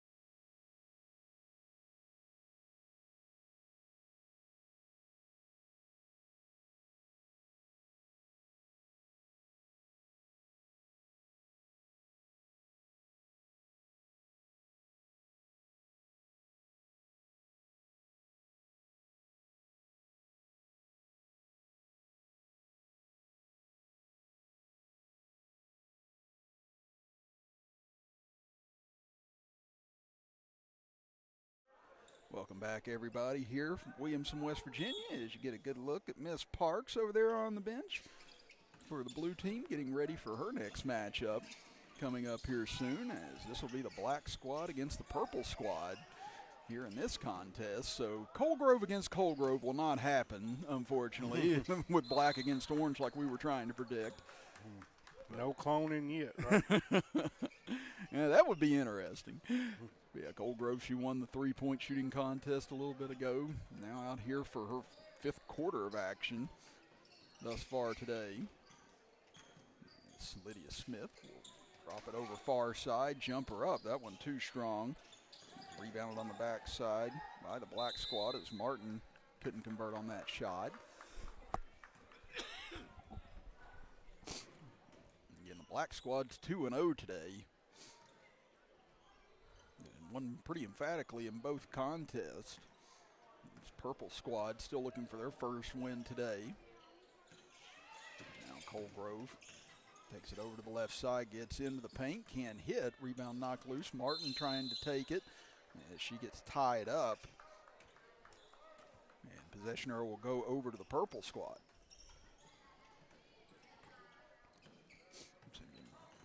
Still 0-0 here as coming across the timeline it's Stacy. Again, she had a great run in that three-point shooting contest. Absolutely. Drive on the baseline here. Cut off is Farley, and now taken away as Colegrove looks up ahead to Hunley. Hunley hit from behind, can't hit, but she'll go to the free throw line. And she had that tremendous performance in the second game for the black team a little over half an hour ago. As Hunley gets the first point of this contest. And Again, we'd like to thank some of our sponsors helping us bring you the action today. 304 Motorsports Park, Double Quick, Bruce Walters, Warfield Market, Tommy's Auto Sales, and United Motorsports. 2-0 in favor of the black squad is over into the corner. Long jumper up. That one too strong. Rebound comes down on the backside to the black squad as Colgrove across the timeline. Approaching 3 minutes to go here in the contest. Gives it over to Hunley. Her three off the heel of the rim. Comes out long and taken by Martin. Martin races up against Colgrove. Lost it out of her hands, but Stacy able to get it off the Karam. She'll bring it back out. Comes inside and ran right into Colgrove's big mitts as she swats it away, and then the three from Smith off the mark. Several blocks on a day for Colgrove. And just been an outstanding day for her once again. She's not lost in any of the games she's been on the floor so far. The only defeat she really suffered today was in the Queen of the Court drill. Everybody had a big whenever she actually got eliminated in that. Yeah, I think she may have been the favorite to win that contest, and if that's a fact, then you had an upset. Deskin's winning it, correct? Yeah, and that I said that's the best sign of respect right there is whenever people are just shocked that you lost anything. Yeah, in the sport you play. So, yep, definitely a big shout out to Deskins though. She's played excellent. Yeah, her and Newsom did a great job in that contest. It's Lydia Smith for three. That one off. Again, just 2-0 black squad as they go up ahead to Hunley. Again, she's got the only two so far, and she's got all four now off the assist from Colgrove. Again, 4-0 now. 1:40 to play in this contest. Stacy crosses midcourt. This purple team trying to find a bucket here against this tough black squad's defense. Stacy's three just off to the right, and there's Colgrove with another rebound. Looks up ahead. There's another connection to Hunley and another finish by Hunley. That's a nice outlet pass there by Colgrove. Again, those are two players to watch going forward. Again, Hunley just a fifth grader, Colgrove an eighth grader. Again, Hunley's got so much size already for her age, and she's got tremendous abilities on the basketball court, so she's going to be someone a lot of people I think are going to be talking about going forward. There's a three from Lydia Smith in the corner. That slices the lead in half now to 6-3 with 50 seconds to go. Well, they needed that. Colgrove drives in, gets hit from behind on a push, and that'll be 2 free throws for her. 46 seconds remaining here in this contest. Also want to thank some of our sponsors here. Punk's Tires, Tug Valley Wellness Clinic, Diamond Flagging Company, Three Guys Pizza and Brew, Williamson Pharmacy, Crace Solid Rock, Craig Damron Furniture, Starter Sports Bar, Trailhead Bar and Grill, City Auto Care, Pink Elephant Pawn Shop, and Giovanni's Pizza. So Colgrove splits the free throws, 7-3. Far side three almost banked in by Martin. Rebound taken by Colgrove. She'll lob it up ahead, but not looking for it was her teammates and stolen back as Stacy drives in on Colgrove, goes all the way to the rack, but couldn't get it to go. Almost got the roll there. Yeah, again, it's a tough take for Stacy. Again, she was able to get it over top of Colgrove, but just couldn't find the angle. As Hunley gets into the front court, and with 14.9 seconds left, a quick timeout call by the black squad. So we'll be back right after this. You're watching the E&A Hoop Dreams Middle School Showcase on the D&D Sports Network.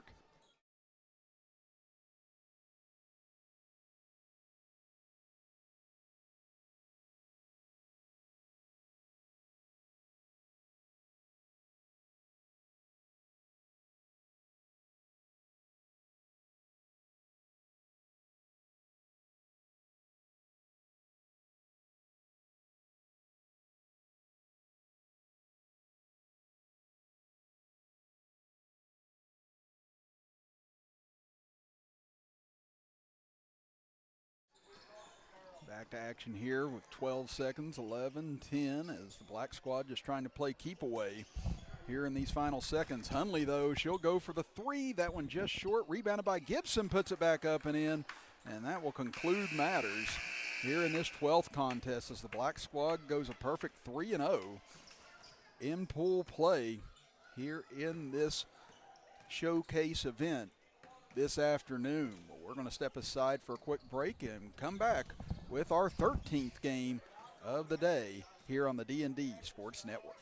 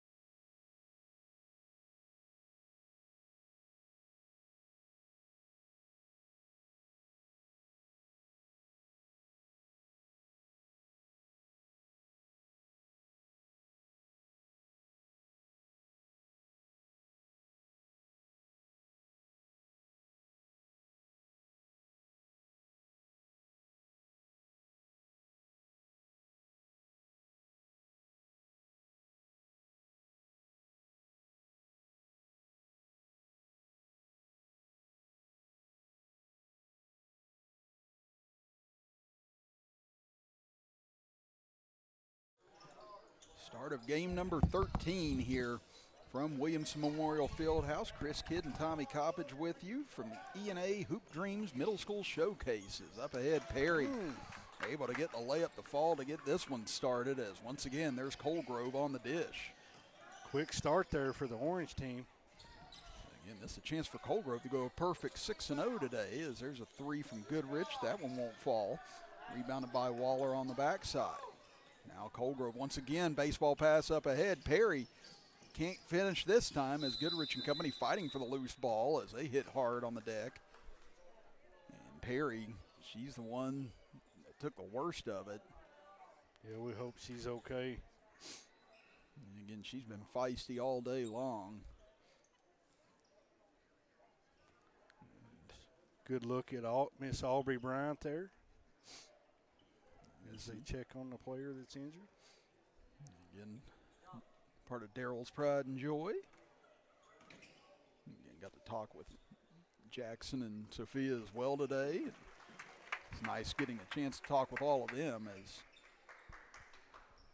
thankfully Perry able to get up now under her own power. And she appears to kind of be grabbing at her shoulder a little bit. Yeah, I think she'll be all right. Just shaking up a little bit. Yeah, she's kind of playfully showing like how she got jerked around that time and how she fell. And she's coming back in this thing. Yeah, it's the tough part about the 5-on-5 here. Yeah, there's no one to really sub in just right away, so hopefully she's fine. And Colgrove tries to go for the highlight reel on that reverse, can't get it. Rebound chased down in the corner by Witt.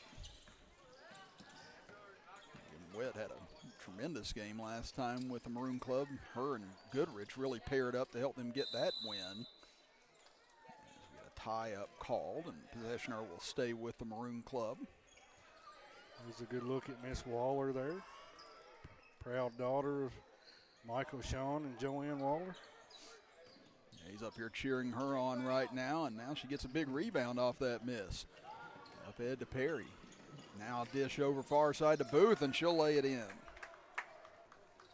So Kaylin Booth out of Man, West Virginia, able to get her first bucket of this final contest. It's Witt. Swings it out. Ball got away momentarily. Goodrich able to get it back at the top of the key. She'll try and drive in, forces up the tough jumper, counted, and the foul. Ooh, tough shot. Wow. Again, just a sixth grader, and what balance and what precision on that shot. Again, fading away in the corner and still able to get that up over two defenders. Sandy Farrell is watching. Welcome to the broadcast. Goodrich will get her and one. That cuts the Orange team's lead down to 4-3 now. This pass cross court got away, but it deflects over to Waller. Now here's Colgrove. Barrels her way in. Shot off the heel. Rebound taken away by Goodrich. Again, this Orange team has been dominant in their 2 wins so far. The Maroon Club giving them some fits here thus far. And with 2:55 to go here in the contest, it'll be a timeout called by the Maroon team. So we'll step aside and be back right after this as you're watching the ENA Sports Middle School Showcase on the D&D Sports Network.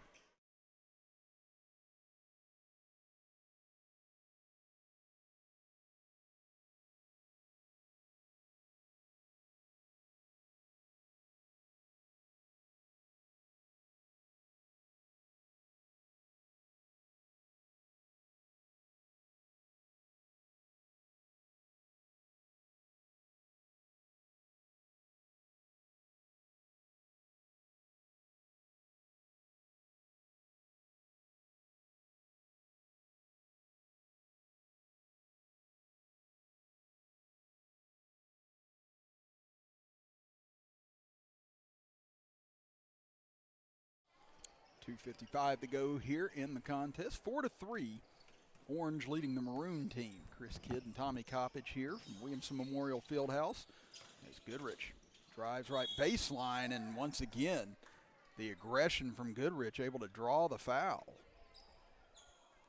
That will send her to the free throw line, a chance to take the lead here for the Maroon team. Said Maroon team 1-1 today. The Orange Club 2-0. The Black Squad the only one to prevail 3-0 overall in pool play. And Miley Colgrove played for the Black Squad and is now playing for the Orange Squad. So she's trying to come out of here a perfect 6-0 today. Definitely helps your confidence when you can continuously do things like that, right?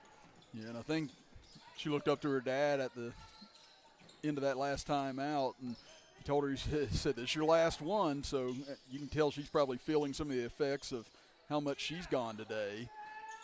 Booth can't get the putback to go, and now rebounded by Perry. She's able to find Colgrove, lost it off her foot, as Witt able to pick it up. Now Colgrove takes it back, and now she has a nice lane all the way for an easy 2. Well, that right there, a good little burst of energy. The Orange Club gets the lead back at 6-4. Goodrich now as we close in on 2 minutes to go. Gets it over far side. Stepping in on that was Layla Roberts. Instead gives it back to Goodrich. Her shot no good. Rebound 4. Regained by Witt. Throws up a wild shot in the lane. Won't fall. And there's Waller on the glass again. Great save as she gets it over for Jude. Waller doing a great job on the boards. I think she's got 4 or 5 rebounds in just these 3 minutes so far. Now you're going to get a push called here on the Maroon team. A minute and a half to play here.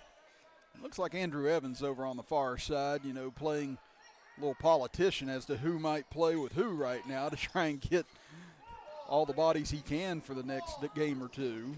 And a few of the players already left for the day as Perry up ahead off the steal, puts it up and banks it in. Nice outlet pass by Waller there. She's having a great game here. Yeah, and that's been the great thing about so many of these games. You've had different people stepping up in different games so far, and that's why we said you invite some of the best players in Eastern Kentucky and Southern West Virginia. It's not shocking you're going to have more than just one MVP out there. You get a whistle and a foul. Clock running with 43 seconds. And, yeah, I think they forgot about the 1-and-1 rule with under a minute to go. So that'll put Witt at the free throw line. 3 games remaining after this, I believe. Two remaining to wrap up. You just don't want to go home, do you, Tommy? Yeah. Let's go all night. Hey, what else we got to do? Right. Some Witt unable to convert on the free throw, and now Colgrove grabs the board. The final half minute of this 13th game. It's Colgrove trying to break down Goodrich here off the dribble. Down to 23 seconds left. She'll step back out, and again, Miley Colgrove. Gonna dribble it out here maybe. Yeah, it's like we said, she's been everything we thought she would be here today. Again, she walks out of here 6-0 in game play. She walks out of here the three-point champion as well. Just a tremendous afternoon for her as the Orange team holds off the Maroon Club 8-4 in their final game today. We'll be back for our final two games right after this as you're watching the E&A Hoop Dreams Middle School Showcase on the D&D Sports Network.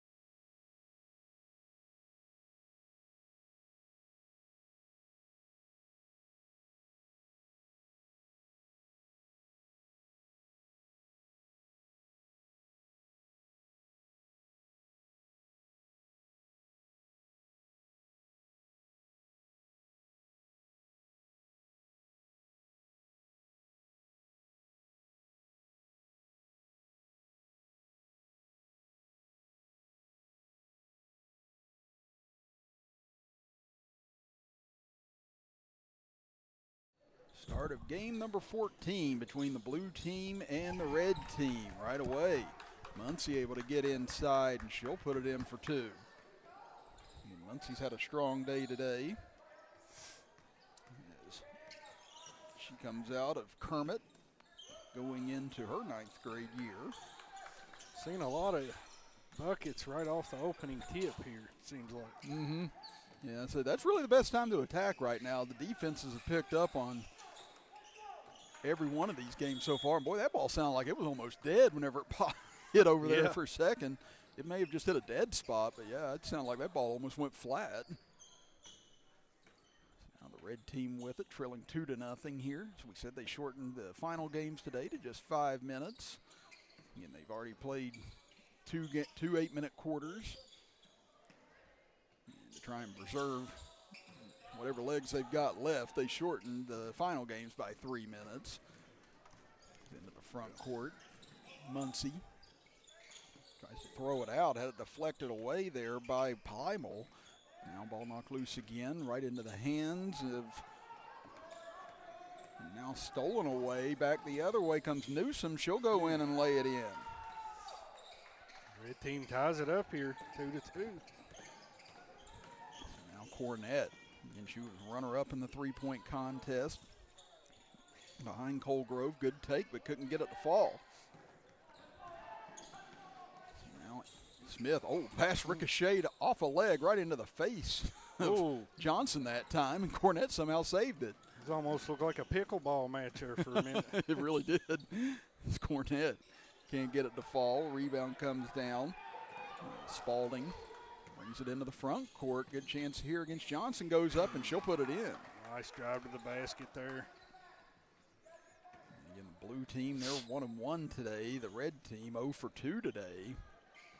Had a tough 5-4 loss to the purple squad a little bit earlier. Inside, they try and feed Blair. Tough catch in traffic. Gets it over to Parks. Almost banks it in.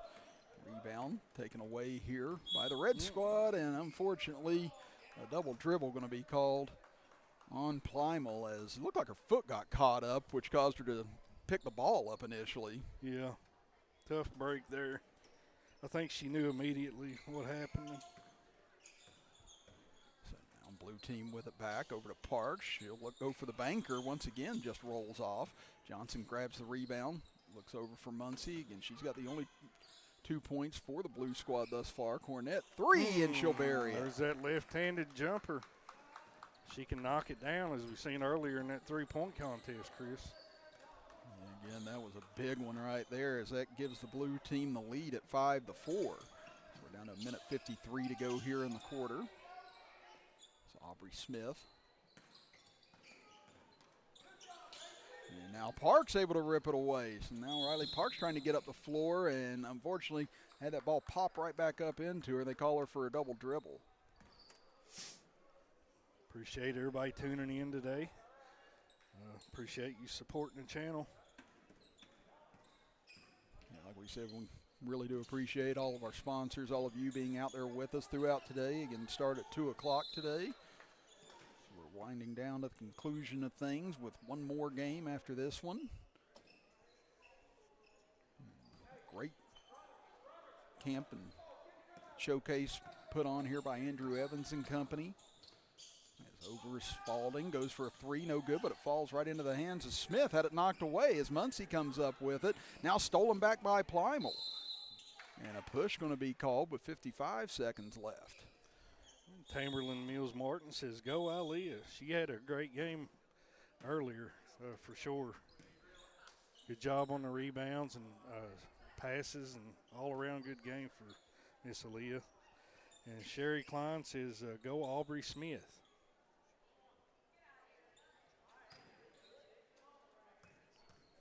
Now at the free throw line, Plymel trying to tie it up, but can't convert as bodies crash everywhere underneath.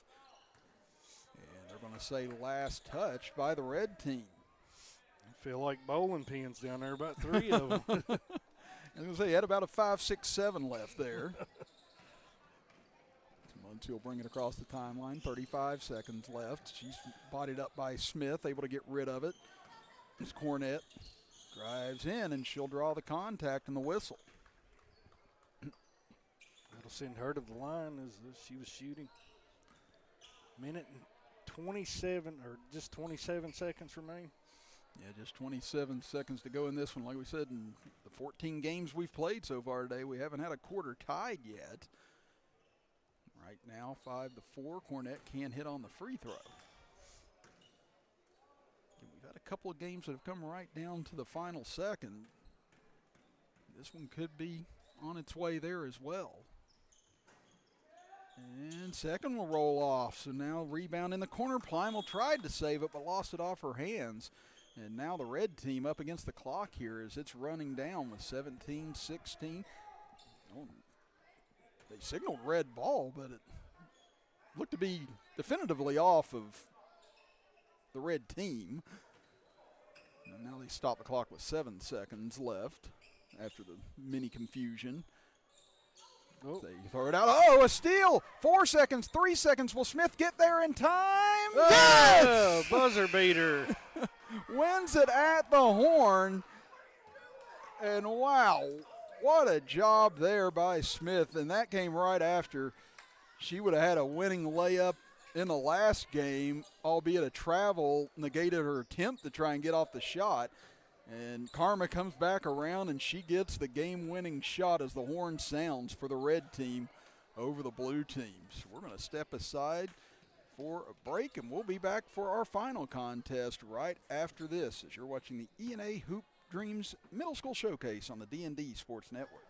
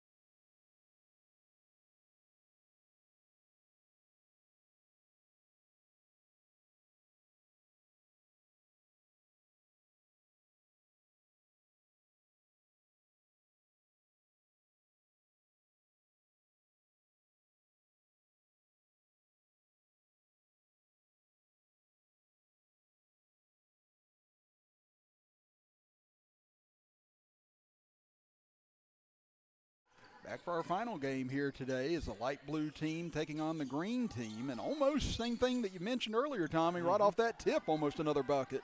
Yep. So now racing back the other way comes the green team inside. Shot almost banked in by Shelby Smith, but now taken away. So kick it back out, long three up, and that one going to be short from Holyfield. As now coming away with it is the light blue team as Kinsley Lester heard her yelp as she almost lost it, but gets it back for a three from Zoe Stanley. Big time three by Stanley there. That's quick 3-0 lead for the light blue team now. They're 0 for 2 today, trying to pick up their first win. Now Witt, she'll fire up a 3. That one too strong. Rebound on the backside. Counted and the foul. Got the roll. Easley Waller out of Fort. Tie it up here. Good job there by Miss Waller.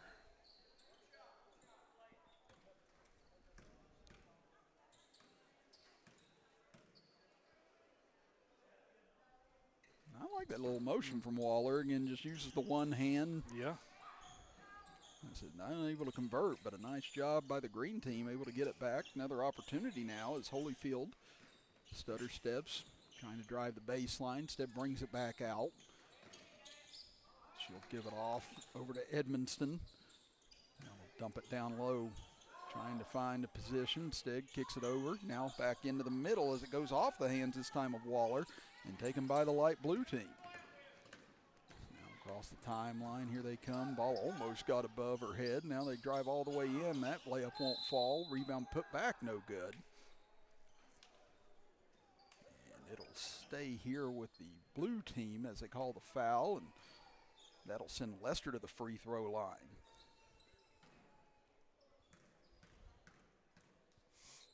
Three minutes, 23 seconds remain.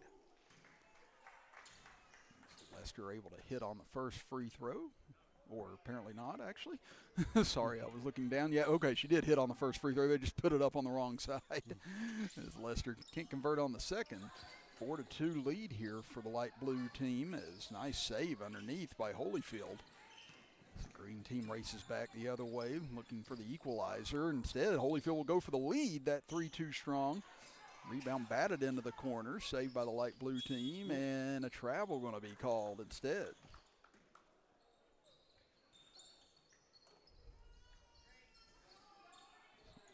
Now 2:55 and counting here in our 15th game of the day and our final game of the day from the E&A Hoop Dreams Middle School Showcase. They get it in quickly, wide open there with Smith, almost banked it in, gotten back by Waller. Her putback won't fall. That one tipped out of bounds, and they're going to say last touch by the green team.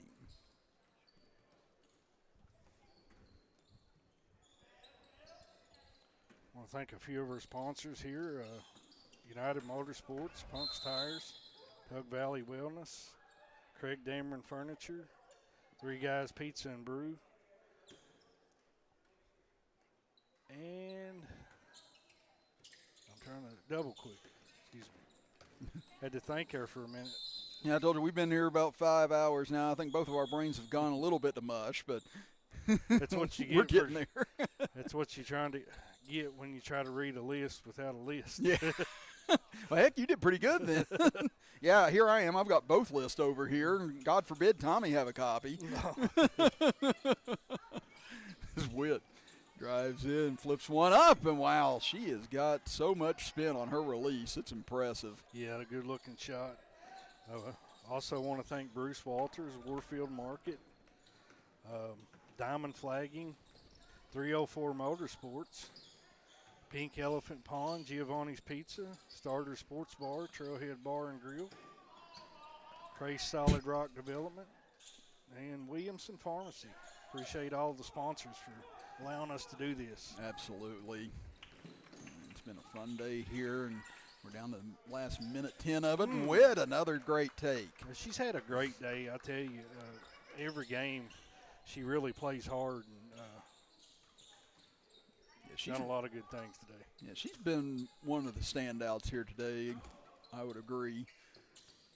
Again, a lot of these girls have had their moments today as well. I said you've had different moments for everybody in different games, so that's been the great thing. It really does feel like everyone has had a positive impact on a game at some point in time today out of all 50 of these girls. Yeah, definitely a good learning experience for all 50 of them. Now trying to get that shot off, and we get a whistle and a foul.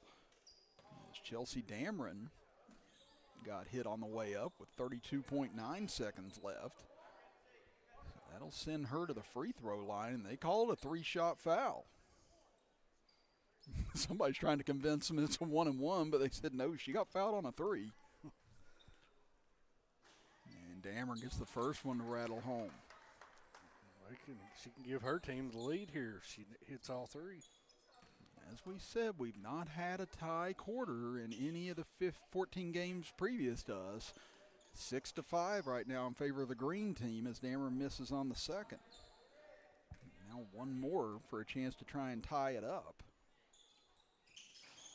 And we are tied. Could it be the final game today? We get a tie after everything as Witt gets inside. 27 seconds left. Oh, wow, what footwork there by Witt. Couldn't hit on the turnaround. Waller puts it back up, no good, and rebound on the backside by Butcher. Now here comes a chance for the light blue team trying to get their first win today. Instead, Witt intercepts, but they say she had a foot on the sideline and out of bounds with 10.3 seconds left. So they started the clock, stopped it, stopped it. So it's going to stop at 8.1 seconds here. So the final opportunity for either club as Butcher turns the corner, 3 seconds left. She'll go for the win. Off the back of the rim, no good. And this one will end in a 6-6 tie. So it took us 15 games today, Tommy, but we finally ended up with a tie at the end of a quarter. Right. And so it does look like we're going to play a little. Why not? Going to put another minute on the board, or no? I thought I saw one up there, but that's massive ceiling fans in my view. So. Well, they may just, I don't think they put any time on the clock, so it may just be next basket wins. And Witt looking to try and get it immediately here. She goes up, flips it up, can't get it to bank in. Rebound tipped around, finally taken away by the light blue team. As able to throw that off of Holyfield and out of bounds, so it'll stay with the light blue team. So he said, it looks as if this is a next basket wins overtime scenario right now. As Butcher had it poked away, trying to chase it down, but that'll leak out of bounds and that'll give it over to the green team. You can see the green team, they really stepped up the defense here so far in this overtime, trying to create a steal and a score real quick if they can.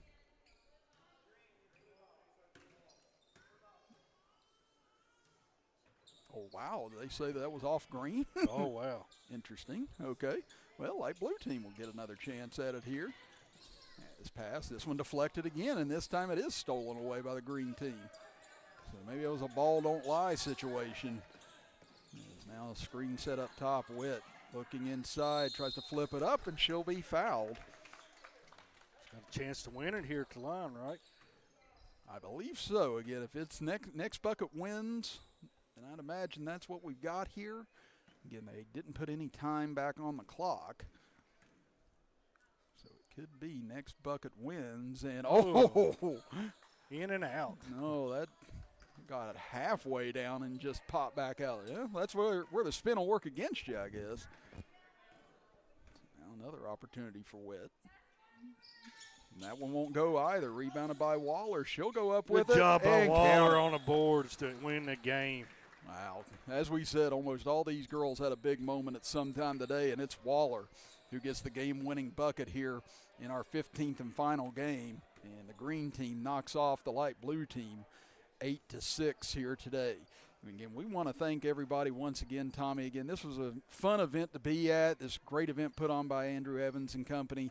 I want to thank these officials. Again, they were here for every bit of it today in these 5 hours. I mean, just great thing to see in a small community, helping small community kids try and achieve bigger, and that's what I think the biggest outcome of today is. Absolutely. Great event. A lot of fun being here, and it's always good to be here at the Williamson Fieldhouse. And